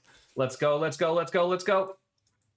Okay, all right. This car isn't going anywhere. It's stuck heavy in the mud. as shit, and it's probably got the think handbrake it's up just like- somewhere. Cranks the thing, the front open, is just like, oh, bother. I don't, I suppose we're walking then. Oh well, yeah. If it won't start, then I guess we can't borrow the car. So Well, let's- on the plus side, we're not going to end up on that list of the same ruffian who was done for stealing a car and then ended up out, presumably where those gunshots were. The gunshots have stopped. There was like a burst a while ago when you first exited, but then no more. And as you're looking, and you're just sort of trying to get the car working, you hear the roar of another vehicle, which is racing along the road, heading south and into town. It drives quickly past you, and you can see that inside, two what look like police officers are laid across the back seat, and there is visible sign of like they are wounded. my God. They have been shot or badly damaged, and the driver pulls up quickly and then heads outside and sees the three of you and says, "Would you three come help? I need someone to assist moving these." Thomas Yes. rushes over, and Yep. the other two a moment after. As he opens the door, he begins to oversee, and he says, "All right, I need someone to get his arms and the other to his legs. We're going to move them inside and see what can be done. Do any of you have any first aid training?" yes, of course. Okay, thank you. If you could come with me, we're going to get things set up. And the officer goes in through the front door with you in tow. Thomas, you and Vivian are left to try and start moving some of these bodies. There's some pieces for an improvised stretcher. You could try and set something up. What's your strategy? Look, you stay here with one of them. I'll just pick them up like a baby and carry them in one at a time. Feels like it's the best way at this yes. stage. Yes, I'll keep an eye out. Make sure they're not too panicked or nothing. It's gonna be all Yes, right. I could probably do that. Yeah. Yeah. Okay. Rather than carry one of it's like, you know, get them in, get them down somewhere. Yeah. Okay. So Thomas, you're just going to try and carry them, while Vivian, you're just like just talking to them and making sure that they don't panic. Is that right? I think so. I mean, there's a tiny part of the back of Viv's brain who's like, oh, good, but Lily got shot. But more of him's like, okay, let's try and soothe them somewhat. Yeah. Okay. At least Nope, that tracks. So Thomas hoists the first one and begins to move them in as Stephen. Inside, the other officer, whose name is Officer Campbell, gets a table towards the back of the room and begins to move gear off it. He then goes over towards the wall and gets a small first aid box, opens it, and rummages out a few things. it is pretty slim pickings here. The first aid is basic, pretty average equipment, but you can try and do what you can. Thomas, can you... Actually, I don't need it to strength check. Actually, no, I will, just because it's more delicate rather than huge. Sure. What building have we gone into, by the way? This is the officers' station, so the police building. Cool. Excellent. It's fine. Oh, yeah, success. you're good. Carry him in. Yeah, you hoist them in. The first one's laid down on the table, and Stephen, you can begin to get to work. Officer Campbell has some basic training, so they will provide you a bonus die. Outstanding. So if you want to go ahead and roll. And what is your strategy? Where's your first aid training come from? The handbook says that any staff going on a field trip should have basic first aid training. So I got that done just last week, perhaps over the summer, just before. You actually listen and get all the recommended, Yeah, of course, yeah. There's going to come a time when the handbook says I should be packing heat and ready to kill anybody who tries to get in my way. With a hard success. That's pretty good, and with that, you're able to basically stabilize. Clearly, these two men have both been shot. One of them has a what looks like a rifle round that's hit him in the collarbone, broken it, and the other one, what looks like a smaller, like a handgun or something, has lacerated his thigh, and then maybe just some shrapnel on the side of the chest. Both of them are in more severe condition than this small town can handle. And as you're working, and Vivian's kind of just talking to them a little bit, and Tom's standing by, the officer just talks a little bit to you guys, and he goes, that the handover went bad. Harris and his crew looked like they were going to take it, but something snapped, and they opened fire. Someone was hidden in the trees. We never saw them, but we shot at them as well. And well, hopefully they're God, I mean, I don't know. I don't want anyone wounded out there, but they got away. They rushed back into the woods, and they did so with the money and with the girl. Well, look, about these officers, I think they're a little bit beyond my training. Is there a doctor in town, or can you call the nearest one? There's a doctor in town, but I mean, normally we've never had something this severe, or not in ages. Last time it happened, we had to take them across the border into New York. They've got larger cities there, and they're more capable. Well, you got a car, right? We might be able to get them stable enough for you to be able to drive them down. Yeah, I mean, if that's what you reckon, Doc. No, none of us. No, he was asking your opinion, Professor. I'm not a doctor myself. No, professor of You're a doctor of something. Professor, actually. Do I have PhDs? Oh yeah, I got an education of 90. Probably Yeah, you have possibly to have a do. PhD in order to be a professor. A doctor of chemistry and mathematics only, I'm afraid. No, we need the nearest medical doctor here as soon as possible, and then if they decide that they should get to a hospital, then we'll go from there. Okay, all right. I'll go find someone. Would you stay with them for a moment? Of course. And he darts rushing away to go and find a superior or a doctor or something. Are there any other cops around, or do we feel like this is the entire force? No, there's probably a couple more, but it's the upper limit of the force. The others are probably still on the scene. These two were police and have been wounded. They are still conscious, but badly hurt and kind of on the edge of lapsing in and out. They're talking a little bit, but it's minimal. Do the three of you want to try anything before someone returns? Just try to stop the bleeding. It's probably a good thing that we didn't get too close, hey? Yes, quite right. It was an awful lot of money. Hardly relevant to our situation. This is a criminal enterprise that we've stumbled upon, and we should try to keep our distance. Well, now there's a girl in danger, though, that she can't. They've got no money to pay for her to get her out, and the entire law enforcement in this town's just got bullets in. I hope you're not suggesting what I think you're suggesting. Well, I think the town's going to be suggesting in a second. They'll round up a posse or something. Surely. That's the next step, right? well, again, if we can be of assistance and it doesn't put ourselves in danger, then we can assist. But until then, this is hardly our business. I think the danger is going to be refusing to join an expedition trying to put those people to justice. Well, we can wait and see what happens, and that's all I'm prepared to do right now. And as the three of you wait with these two wounded men, eventually the officer, the sheriff of this town, a bloke called Sheriff Turner. No, that's not him. Sorry, where's his name? Sheriff Jenkins will return, and in the next, he basically will repeat what's been said about the handover go wrong. These two men will be passed over into his care.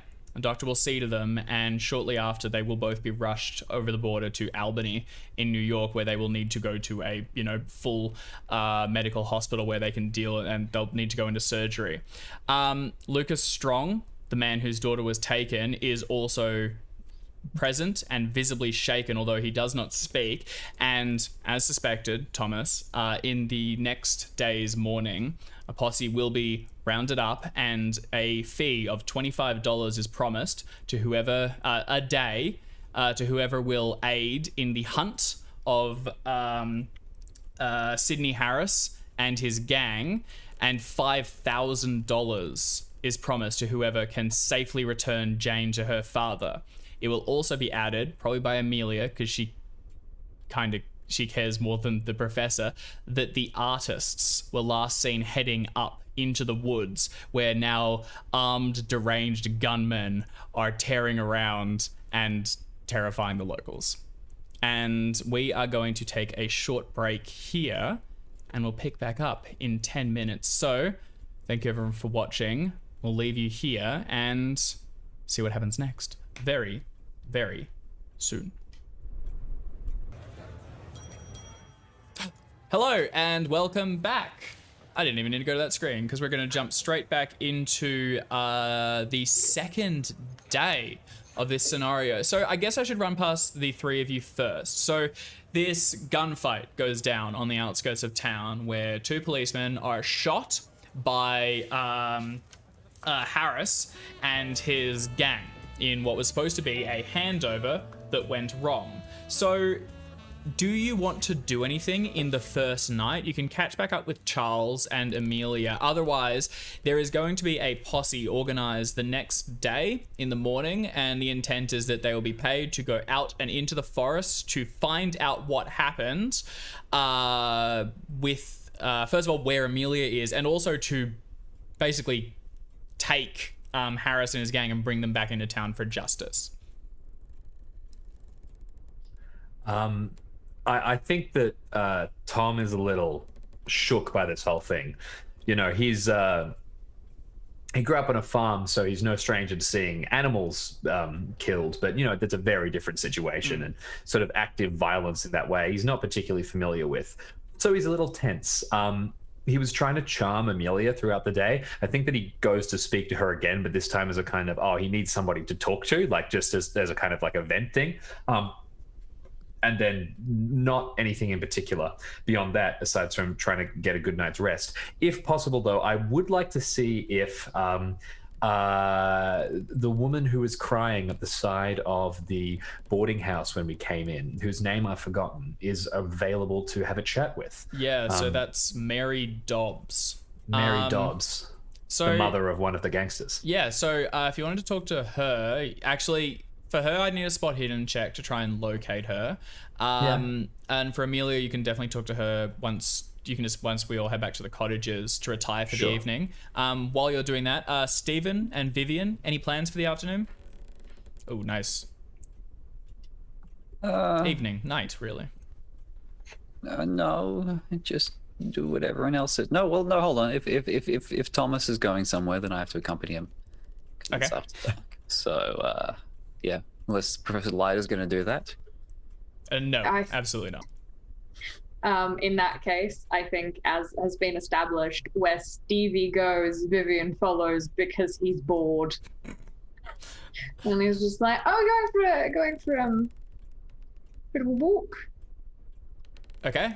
So in that Don't really case, have a choice. Tom, you spot as the crowd first it gathers at the edge of the diner, and then when you all rushed over to take the police in, a few people began to sort of amass. Eventually, the crowd parts a little bit as someone pushes their way through, and it's the same woman you saw crying earlier.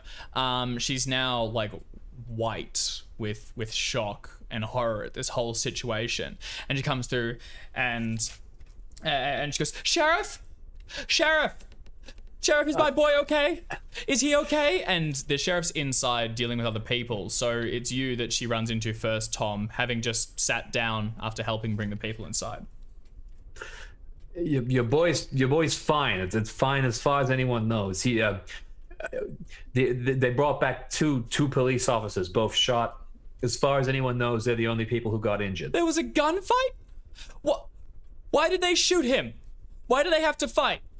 This was all going to be handled. They said they were going to handle this without weapons. They said that this was going to be handled, that the exchange would happen, and then it'd all just be forgotten. And I mean, I know he makes mistakes. I know this is wrong, but I mean, he's still just a kid. I mean, he got swept up. It's that Harris.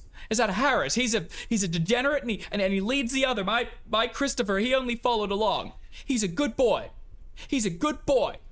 No, I hear you. I hear you, Miss.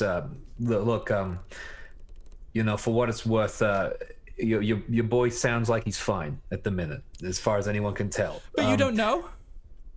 No one does. The police said they were fired on first. They shot blindly back into the woods, but there's a good chance. Oh, they could have shot him. Yeah, I guess, but there's a good chance they didn't hit nothing. And he's still out there. He's got the money now, and the young lady too. Oh, why won't he just come home? I'm sure Mr. Strong would forgive him if they just came home, and I mean, he didn't really do anything wrong. He just went along with it, right? Listen, listen. I don't know the details, not from here or nothing. But look, is there anything that I think a couple of people are going to go out to try and find everybody? Is there anything that we could say to your boy that might get him to come back? Anything we could tell him or give him or show him? Remind him that you tell him he comes home and I'll see that he doesn't get punished for any of it. He'll be okay. I'll promise him that, and I'm sure the sheriff will see reason. And you say they're going out there to find them. Yeah. Oh. Yeah. If one of these, and she turns and like just swings out. One of these barbarians finds him. They'll tear him limb for limb. They don't understand him like I do. They think he should be. I don't know. But you'll find him, won't you? I mean, someone will eventually. I'll be doing my best, like everybody else. But you'll if you find him, you'll bring him home and safely. I'll have a word with him as best I can, ma'am.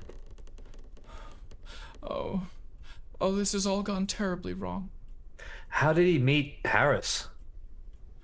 They were friends, I suppose. Harris is from, I don't know, he's a traveler. He came in a while ago and set to making trouble. He convinced my good boy, my Christopher, to steal a car, and it just got worse and worse, and I could see him on the edge of criminal behavior. Where's this Water fella? The father. Is he around somewhere? Mr. Strong, he went out to deal with the handover. He should be back soon. I don't imagine he'll be in much space for conversation, but Yeah, maybe you're right. Look, we'll do our best to find your son. All right. I'm sorry, but I have to insist you promise. I have to insist you promise to bring him home safely, and he won't be punished. Look, lady, you know, frankly, I'm more worried about myself. He shot the last two people who came looking for him. No, he didn't. He wouldn't have been the one that shot them. He wouldn't have. Or if he did, Harris would have told him to, or that Eugene Clayton. I mean, they're ruffians. They're rough sorts. They only moved here a generation ago. I'm sure. Look, I hear you. I'll do my best, like everybody else. We'll do our best. But you won't promise? No. You're as useless as everyone else in this damn town. And she, hurls a little hanky onto the ground and storms up and into the police station, clearly looking for the sheriff or someone that she can leverage her demands on. Stephen and Vivian, pretty quiet during this. I wasn't sure whether we were there or not. You were, sorry, yes, you I were. will say- But you could have been just off to the side or engaged in your own, like you were just talking to the crowd or something. Well, that's why I was leaning toward not getting involved. Just I like her. make things more complicated. Quite the performance. Look, she's just upset, you know? Well, that's the thing about these small towns, you know, when everyone knows everyone, it makes situations like these a lot more complicated. I grew up in a small town. At the end of the day, you know, it's just a lot of bluster. Things will sort themselves out, and it sounds like, you know, they're going to be shipping out and trying to find. If this posse is put together, they're going to be shipping out and trying to find them. I'm more worried about what if these folks run across our friends. You know, they've already demonstrated that they're happy to take hostages. The young artists, they were quite sweet. Look, they're probably safe. They got a star ringer with them. He'll keep them in check. You know. Well, I would like to talk to Professor Leiter about that. As the responsible staff members on this field trip, I think it would be best if we make some effort to ascertain their safety. So Sounds like a good idea. Leiter eventually presents himself. He paid for the meal, to his mild chagrin. It was worth a try. He can't fault it for trying. He's pocketing the receipts as he comes out and kind of looks around. Amelia is scared and worried about her friends. But Leiter kind of takes in the situation and says, "What's going on again? This is, were those gunshots earlier?" Yes, Professor. You may have heard when we came into town, there was a hostage situation going on. A young girl's been kidnapped and taken out into the woods, and the ransom exchange seems to have gone poorly. Normally, this is, you know, just background noise that we can ignore, but the fact is these criminals are out in the woods where the Artists Club is, and I think that's some cause for concern if the students are in danger. Amelia fervently backs you up, and Leiter eventually kind of like, he goes, all right, I can see how that is concerning. I'm sure they're safe. It's a whole forest. I mean, the chances of anyone running into anyone else seem slim, but I can see the importance. Listen, if they're putting together a posse or something, people to look out, I suppose I can spare the three of you, but Amelia, you're staying with me, and we're going to continue the work. We don't have enough time to go gallivanting around in the woods for people we may or may not find. And do me a favor, when you find them, bring them back here, and they can chip in, help us make up for lost time. Hey, Professor, what if I told you there's a $5,000 reward for getting them? 5,000? They just be paid in cash? Yeah, from what I understand, it plus $25 a day. So, you know, if this stretches, You wouldn't need to list that as income. You can of just course take it. not. regardless of the reward money here, I think it is a good idea if more of us are out there in the woods trying to rescue these students. I mean, surely I'm gonna we I'm gonna could- stop you there, Stefan. You're not proposing I go out into the woods, are you?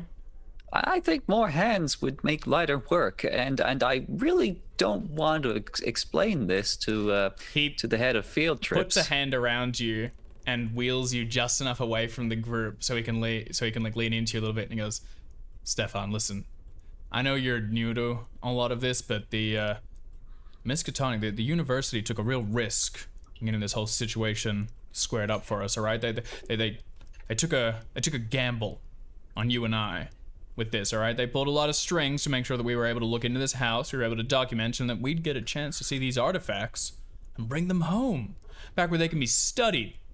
Understand? Now we can't let them down, can we? No, I can see the academic importance, but the fact Good is, man. if students go All right. missing, So the three of you can head out tomorrow. Amelia, you'll stay with me. We'll keep on taking, measurement of all the bits and bobs we find, and the three of you, if you can find the students, then all the better. And if you can find the girl and get the reward, well, wouldn't that be excellent? well, I suppose if you don't need our help at the house, Oh, I could spare you for how long could this take? A day or two? we'll certainly try. Good man. Well, we'll have to do what we can. Well done. And the three of you are a credit to the university. I'm not part of the university. Why are you here then? Cousins. Well, you're a credit to your cousin, who's a credit to the university. Do you want to push the matter, Stephen, of trying to get him to trend out? Because you are, as you said, you're reasonably persuasive, and I'm sure you have a little rule in your book that says legally he's required to go into the forest and find the missing students who are in mortal peril. Yeah, all right, I'll give it a go, Okay. just to amuse myself. Go for it. Character sheet is right over here. Persuade. Oh my goodness. Well, Professor, I really don't mean to be a bother. It's just that the rulebook does say that all the staff have to lend a hand if the students are in danger. And, well, put it this way, that reward money would certainly cover the cost of the trip. And if anything, the university would look kinder if we end up with that. And this would be classified as mortal danger in your book? Well, there are armed kidnappers roaming the same woods where those students are. I'd have to say so. Also, with with his means, and the family means, the young lady Strong seems like a prospective future student. So really, this is protecting an investment. All right. You've twisted my arm. We'll help. Listen, let's all get back. Let's turn in early, and we will accompany you to the best of our ability. But let's try and get this all wrapped up ASAP, right? Let's get back to why we're here, all right? And let this Perhaps we can try to extend the period of investigation with Mr. Mitchell. I'm sure he'd understand the extraneous circumstances. That blood-sucking leech. Better like getting blood out of a stone. We can try, but you know what? This is your play, Chase. Why don't you talk to him when you get the chance? Yeah. I'll do what I can. All right. So the five of you, now with 2 extra members of the posse, well done recruiting, head back to the cottages with the intent to retire for the evening. As you pass, you can see people sort of talking about the recent events. I mean, gunshots here in Bennington. Hot dog. But eventually people begin to disperse and go to their homes because the story has not yet broken, and there will be more news tomorrow, and they must be well rested so that they may discuss it at length. The cottages are these quaint little thatch roof houses that look like they were displaced from somewhere in England. Vivian, I'd take you for a city kind of guy, or... You could, yes, I think,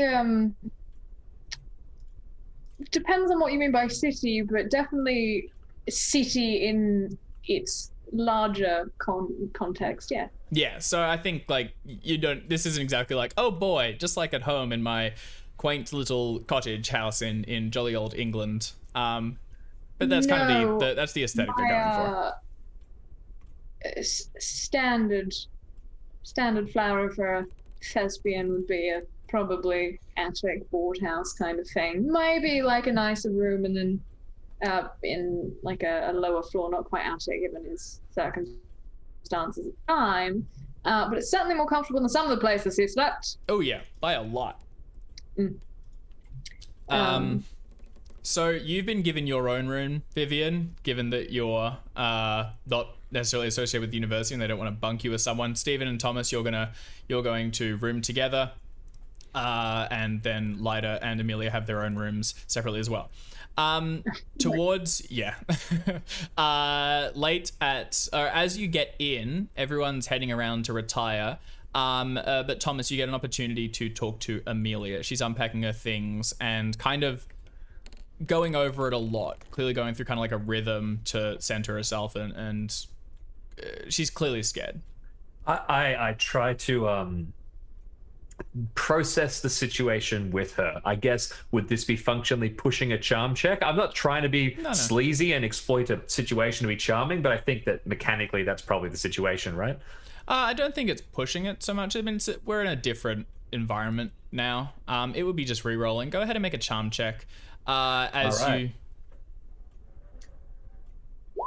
Yeah. Nay.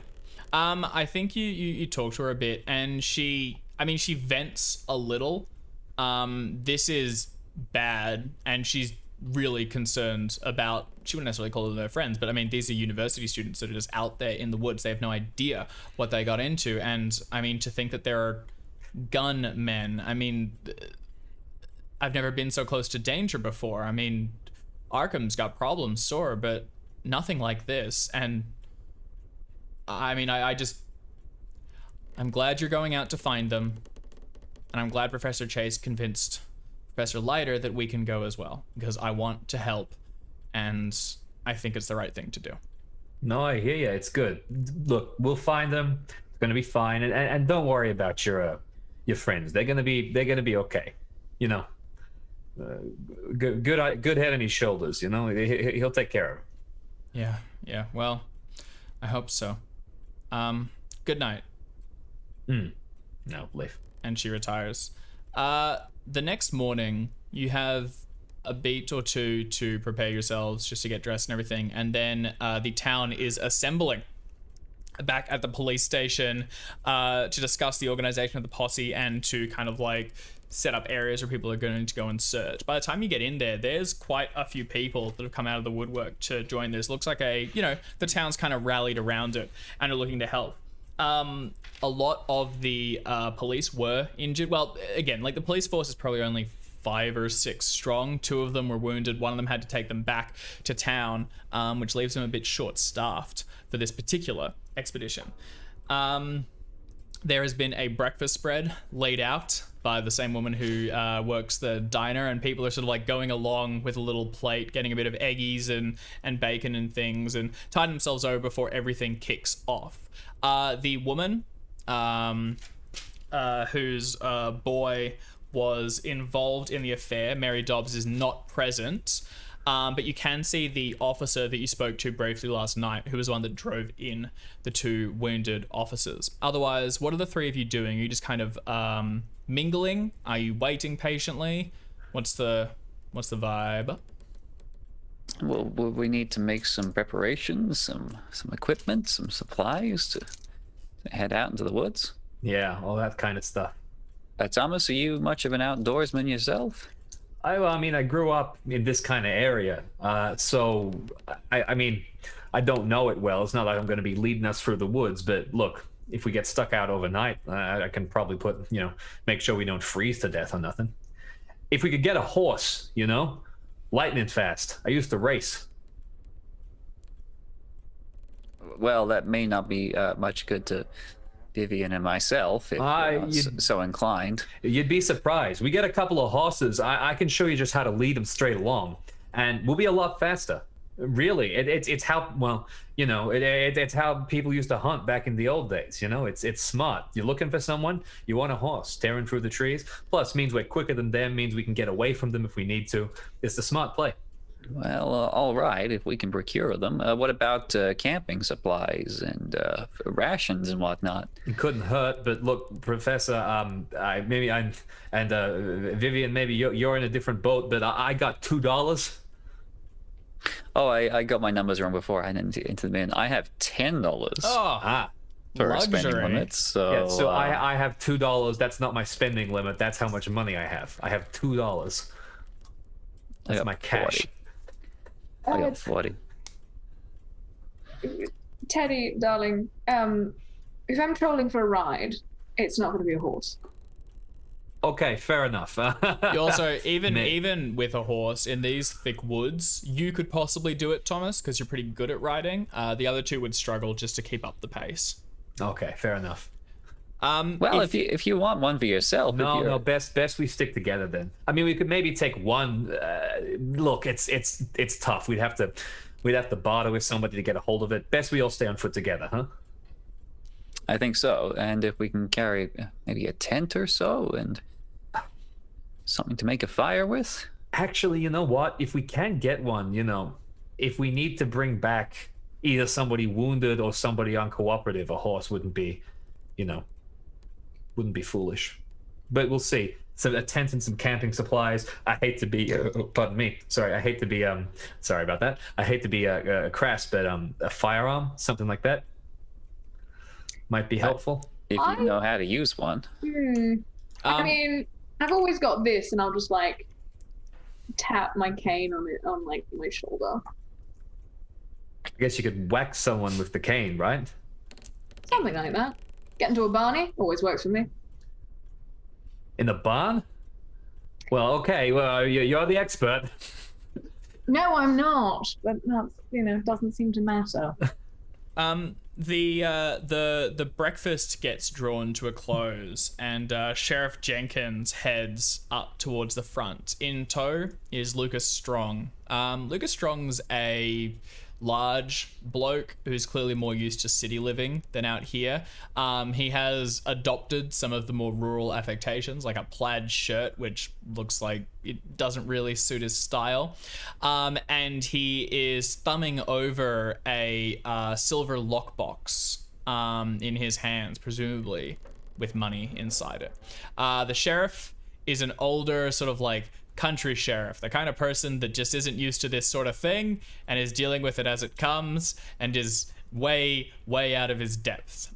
He gets up to the front and sort of like jams his thumbs up and under his belt and holds it out, and he goes, "Right then, well, first of all, I want to thank everyone for coming out this morning and looking to pitch in with this here little problem we got. As many of you will know, Sidney Harris and his gang took one Jane Strong a few days ago and rushed him off and into the woods. And, well, Lucas Strong here trusted the Bennington Police Department to see that she was returned, and while we still aim to do that, the original handover went awry. $10,000 in cash was brought to the scene and unfortunately has left in the control of, the gang. Shots were fired, as many of you have heard, and 2 of our officers were injured. They have been taken over to New York, and I will be sending young Officer Campbell here over to check on them shortly. We should have news. Additionally, I have it on good authority that one of the gentlemen in the company of Harris was shot and reasonably severely wounded, so we do have a trail to follow. Now listen, I won't dally. Y'all busy men and women, and those that are going to be joining us are going to want to get going soon. Burning daylight. You'll be heading out into the woods. You'll be paid $25 a day, which Mr. Strong has agreed to put up. Your first payment will come in advance, so if you need to procure equipment or anything, I'd recommend you do so. There have been known to be bears traveling in this park, so a rifle is suggested. Additionally, things like tents, flares, whatever else you reckon you might need. Be safe. The last thing we need to do is go rescuing tourists. And that one seems kind of directed at the 5 of you.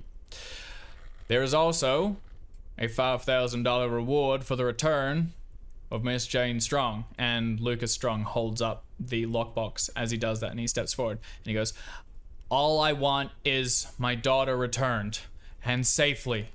Do what you can, do what you must, but God willing, get her back. And if you can bring back Harris, dead or alive, I'll pay more for that as well. I want to see him suffer for what he did to my girl. I want to see him suffer. And the sheriff kind of like tries to calm him down a little bit and says, that'll be all. When you're ready, report in to me and we'll get you fanned out. We'll do runs up the road and drop you off different points in the park so you can cover as much ground as possible. If anyone has any questions, yes, the gentleman. Yes, well, I just want to confirm, during the failed handoff last night, was the girl seen at all in the company of Harris and the gang? Was she there? Did it seem like the exchange was about to take place? He pauses visibly and he says, the girl was not seen, but as per the original plan, we were to be told a location where she's being held so that we could find her. Those are the terms of the handoff, but we believe her to be well. There's no reason to suspect otherwise. So nothing in particular went wrong on the officer's behalf. That someone just shot at them from the bushes. Is that right? Strong goes, they got greedy. They wanted the money and they wanted my daughter.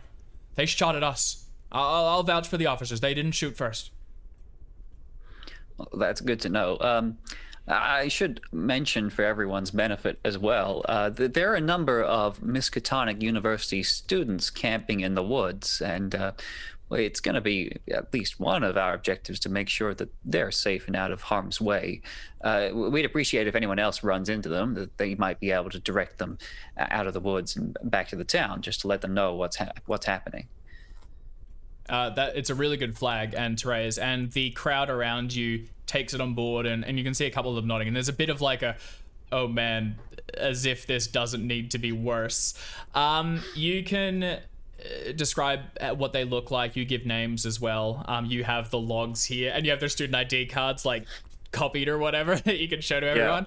Yeah. And you also have their last known location, and unfortunately, when the sheriff unfurls a map, from what you were told, they were planning to go deep into the woods and camp for a couple days. That would put them right on the path of the direction that Harris and his gang would have fled in. And there's no surprises there. Yeah. Mote of concern. Well, I'd appreciate if we could be dropped off where we dropped off the students and hopefully pick up their trail at least. Not a worry. I just got one other thought. Sorry to interrupt. I'm a half decent tracker. Maybe if we went to the side of the battle, we might be able to pick up a trail from there. By this point, I think you're in a private conversation with the sheriff. Everyone's kind of dispersed a bit, and they're going to get gear. Rather than play out the equipment fetching, I think Amelia is happy to take that on. She's kind of good at, like, you know, just ticking off boxes. What's the general vibe? Do people want guns? Because it is definitely... People are suggesting that you do carry them. Well, if there's budget for one, I won't pretend to be an expert, but one is thrust into my hands and I have no alternatives. I can probably find the trigger. I might go without a gun, but I might pick up something else instead. I might pick up something to whack people with. Sure.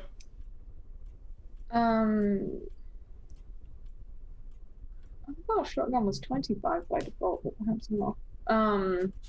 The prices here are a little screwy as well because this is a bit remote. So you're also not going to get, like, it's like a 16 gauge or a 22 bolt action. Like, they're not selling a high-end equipment. It's like practical Yeah, stuff. no, sorry, I'm looking at, like, out of my options of handgun and rifle. For some reason, I thought rifle's base was higher than handgun's base, but it doesn't look like it is on my sheet. It could be back in the Dandaka Trail setting. Yeah, that is the also base score for possibly guns true. are a bit higher. Would make sense. I mean, if they have a handgun, like a pistol or something, Sure. I'm Yeah. not going to say no, but Yep. I don't think Viv looks particularly comfortable holding a handgun. He's just like, I'm not entirely. I mean, I know you pointy end at the thing you want to, hurt, but Yeah, it's a better to have it and not need it sort of situation. yeah. All right. So, yep, Tom, you can procure a great big bat or something to whack them with. Yeah, if we can get some pool for camping equipment. Well, you'll be paid like $25 up front, and what I would say is Yeah. a good chunk of that probably goes towards equipment. So I'm just going to assume Yeah. you're carrying things like rations, tents, cooking equipment, some rope, a couple of flares, lanterns, ammunition for any weapons you get. Anything else, kind of specify. So I'll get a bat. I'm going to get 2 knives just as a backup, and because I am a lethal throw, so genuinely hell who yeah. needs a gun when you can baseball pitching. Is there a library? Can we rent a horse? A library. I thought you said library. Library, no, Is, like- yeah. I mean, this is adjacent at least to farming territory. I will need a roll for that one though. That's a bit more niche. Can I make a ride roll? Yeah, hell as a yeah. result, Yeah, make yeah. a ride roll. Make a ride roll. It's a good idea. Nah. Fail, Yeah, and I don't like it. Unfortunately, I think it's mainly just it's time commitment.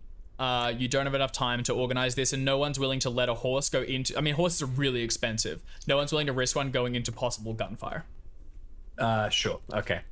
Could I push the roll by offering the rest of my 25, so I'll be reset flat back to 0? I mean, 25 alone, you'd be going over. They'd want Okay. more than just the 25 as is. You could, but you'd be going into your own cash reserves. Which is non-existent. Yeah, so I think you're yeah. kind of just tapped, unfortunately. No worries. Pushing it would be more like Vivian's style of borrowing things. I think I'm okay. I was going to offer to talk to the people who might have a horse and see if they'd be so kind as to lend us one for Jack. Look, I think it's more trouble than it's worth at this stage. Honestly, it'll probably just get more complicated. Best we stay close and on foot. All right. So as you suggested, hang on. Let's do this as well. Let me check this map. Make sure it's not going to reveal horrible secrets. All right, I'm moving you all across to a map, and let's change our view for the viewers at home. A bit of a zoom. All right, so this is a map of the Bennington and sort of surrounding area. Where you currently are is, let's go on to the map layer, and nice bright green. You're here, which is Bennington, and this is the general path that the people are believed to have taken. Where you dropped the students off was over here-ish. They were also intending to travel along this route. And from what you've heard of Luke Strong's reservoir, that would be it there. The lake that they are using to create a new water source for Vermont and the larger New England area. The sheriff will suggest that if you have some tracking ability, we'd probably drop you off at the scene where it all went wrong. 5's a lot of people to be moving in just one party, and we'd rather split y'all up. So if the older gentleman here and Miss Amelia, we can drop y'all off back where your artist friends disembarked, and they can follow that trail. How's that sound? Seems perfect. Yeah, quite reasonable. Any Alright. particular reason you want us on our tour? On your what? On our own. On your own. No, none in particular. Just that, more hands, louder work. We gotta fan y'all out. This is a lot of ground to cover. We're gonna be splitting people up into parties. 2 or 3's the standard, enough to make sure. And if you come into trouble, you can always come back. Right. And we're going bush or toba? Bush, if that means forest. I mean, yes. Actually, bush is an Australian thing, so fuck it. It's in there now. Add it to the pile. Yeah. Add it to the ridiculous sum of words that keep coming out of my mouth. We're quite happy to follow your expertise here, Sheriff. We'll go where you send us. Well, consider the expertise about taps, but I reckon if your man here is good at following, we'll drop you off at the scene, take the measure of the situation, and then head off from there. If you're ready to go, we can leave now. Let's go now. But I should clarify. So I've slipped into Western. I'm passable. Not an expert. We'll take what we can like get, that. son. We appreciate your assistance. Your assistance. There we go. All right. The three of you are loaded up into the back of a Jeep. Actually, yeah, you will see. I keep on saying the last you see in a very ominous fashion. I don't intend it, but I don't dislike it. You see Amelia and Professor Leiter are handed over to one of the deputies and driven back south in the direction that they came. They've got a little tent between them and some rifles and things, and Amelia's chambering rounds in the eventuality they run into a bear or something. They will follow the trail of the artists, and if everything goes right, you will possibly run into them out there once they've kind of like completed the arc. Other crews are being driven up further north to try and like cut people off, and the three of you are going to be dropped off at the scene of the shootout to try and see if you can find any information, and then to trailblaze up north and follow in their footsteps.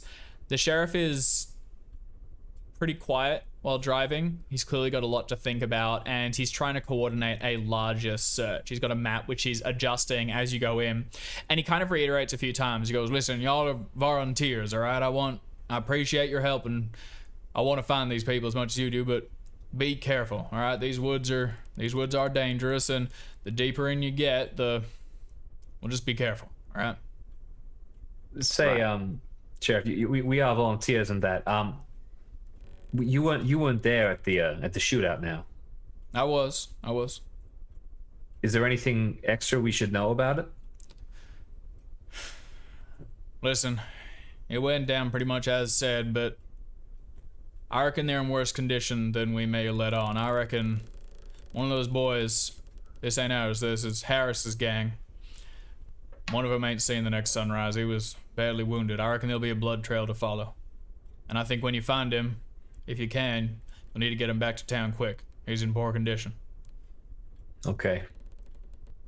He kind of pulls the car to a stop, and then he does think to himself, he goes, they were jumpier than I've known them to be. And I mean, Harris is, as long as he's been here, he's been a menace, but I would have thought he'd taken that money and done the deal. I don't know what he wants with that girl, so no sense. I mean, he had it. It was done. He could have made for the woods and gone north to the border. God knows others have. Mr. Strong's not around, is he? No, he is not. But you... Well, no, I don't want him to be. Sheriff, hey, I hate to raise it, but we have to consider all the options here. Is there any chance that the Strong girl is working with the gang? If this is a setup on her part?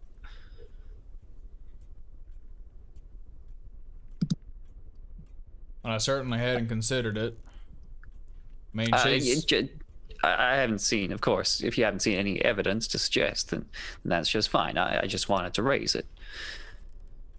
It's a good thought. I'll raise it with Lucas when I talk to him next, but he's confident in the girl's character. This would seem out of sort, but I mean, she's young. Maybe she thinks this would be a... Look, maybe there's a chance, but keep an ear out, I suppose. Yeah, just something to consider, yeah. I spoke to Dobbs, Mrs. Dobbs. Christ. She's convinced of her son's character too. By and large, we keep talking to everybody's parents. We'll find out that everybody out there is a perfect character and no one's at fault. I'll be clear on that. The girl, Jane, every interaction I've had with her, very pleasant. That child of Mary Dobbs is a menace. He's stolen vehicles, he's committed minor arson, other charges, more things than we can ever get to stick, and his mother always comes in shrieking about it. He knew what he was getting into. As far as I'm concerned, he's as bad as Harris. And I don't know what she was sort of, poisoning your ears with, but he comes back, he's doing time. Hard time. And he deserves it. Well, he shot at a bunch of police officers. So He it doesn't wounded look like there's police any way. officers. Yeah. You I'm found not him. arguing with you, Sheriff. Yeah. Just had it up Let's to- do what we can. All right. Well, good luck to you. See you on the other side. He unloads the three of you from the truck and then heads further north to check on one of the other parties heading out.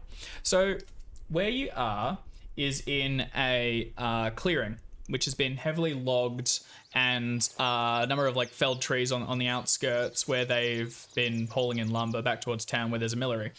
I think that word is right.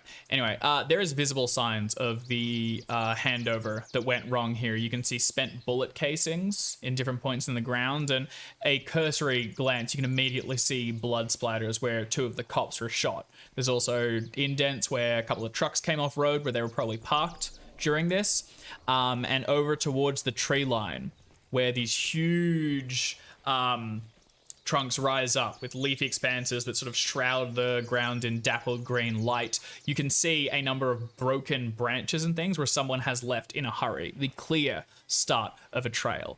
It also looks as though it is following an old hunter's path or something, at least at first. Thomas, you mentioned you had a bit of tracking expertise. What about the other two? What's everyone kind of doing? What's your first port of call? Also, can you describe yourselves? We've heard you first on the bus, kind of in your element, so to say. Now you're prepared for hiking. It's like summer, so it's really hot. How's everyone presented?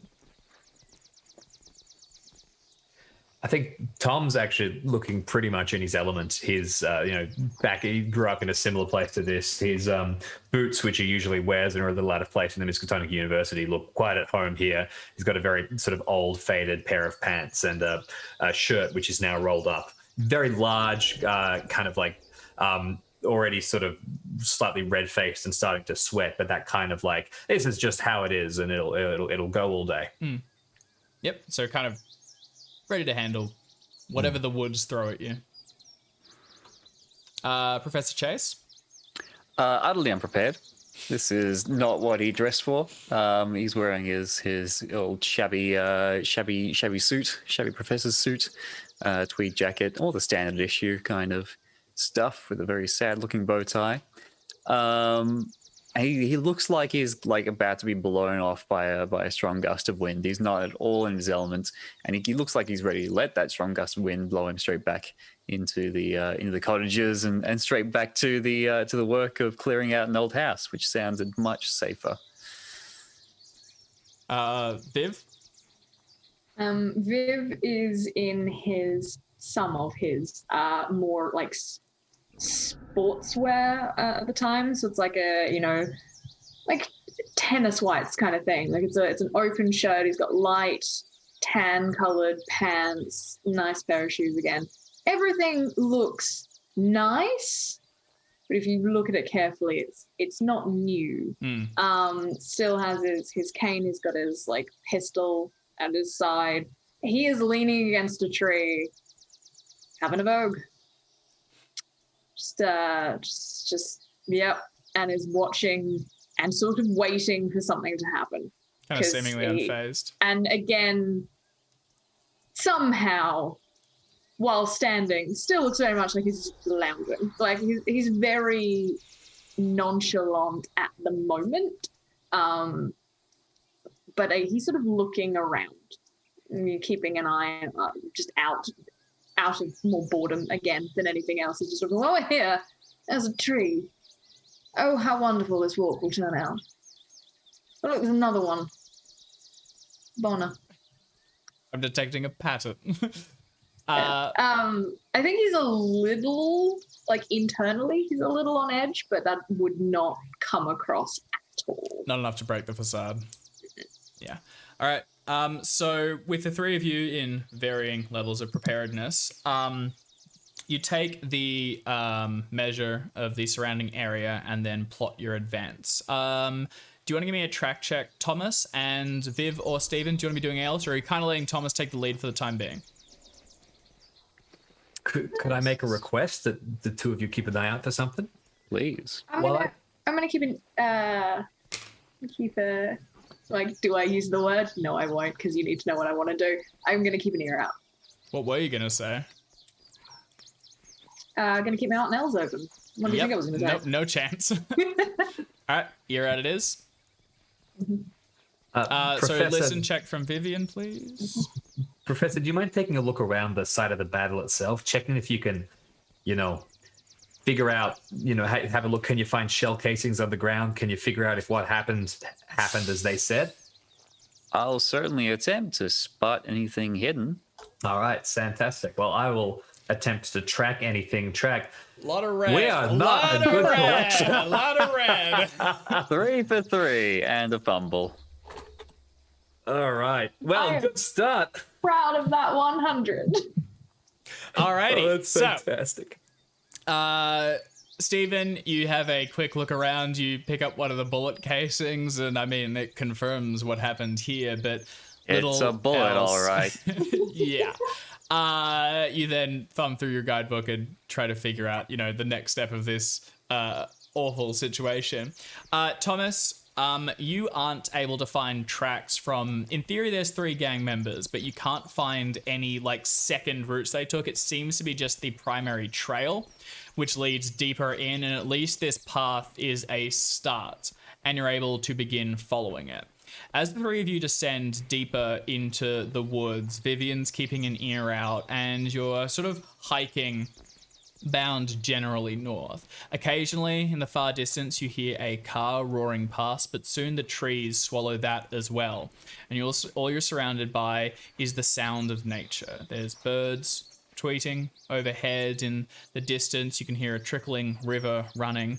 But Vivian, you can't help but shake the feeling that there's something underneath all of this sort of natural and almost beautiful sounds. There is a drone which hums beneath all of it on a decibel that's barely perceptible, and it's just enough to kind of penetrate your mind and sort of run underneath it, putting you at unease and raising the hackles on the back of your neck.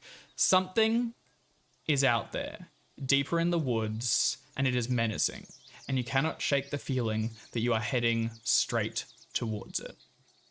And unfortunately, that's where we're going to park this session until next time, when things get oh so much worse. Fantastic. Dog. Oh no. Oh boy. I think this is the perfect party of people to go traipsing through the woods in search of missing artists, abductees, and abductors. I don't think we could have done any better if we tried. All right. Well, thank you so much for playing, all 3 of you. And thank you to all the viewers at home for watching.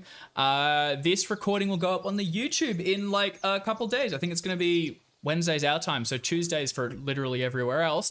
So you can check that out there along with all the other content that we'll be releasing. From here, we're turning on to Crimson Letters and then to the great beyond as we play more and more Call of Cthulhu. And additionally, if you want a little bit more Chaosium content, later today, there will be a RuneQuest campaign. That's the White Bull, so make sure you check that out. Thanks again, everyone, and let's leave it there. Thank you, David. Dankeschön.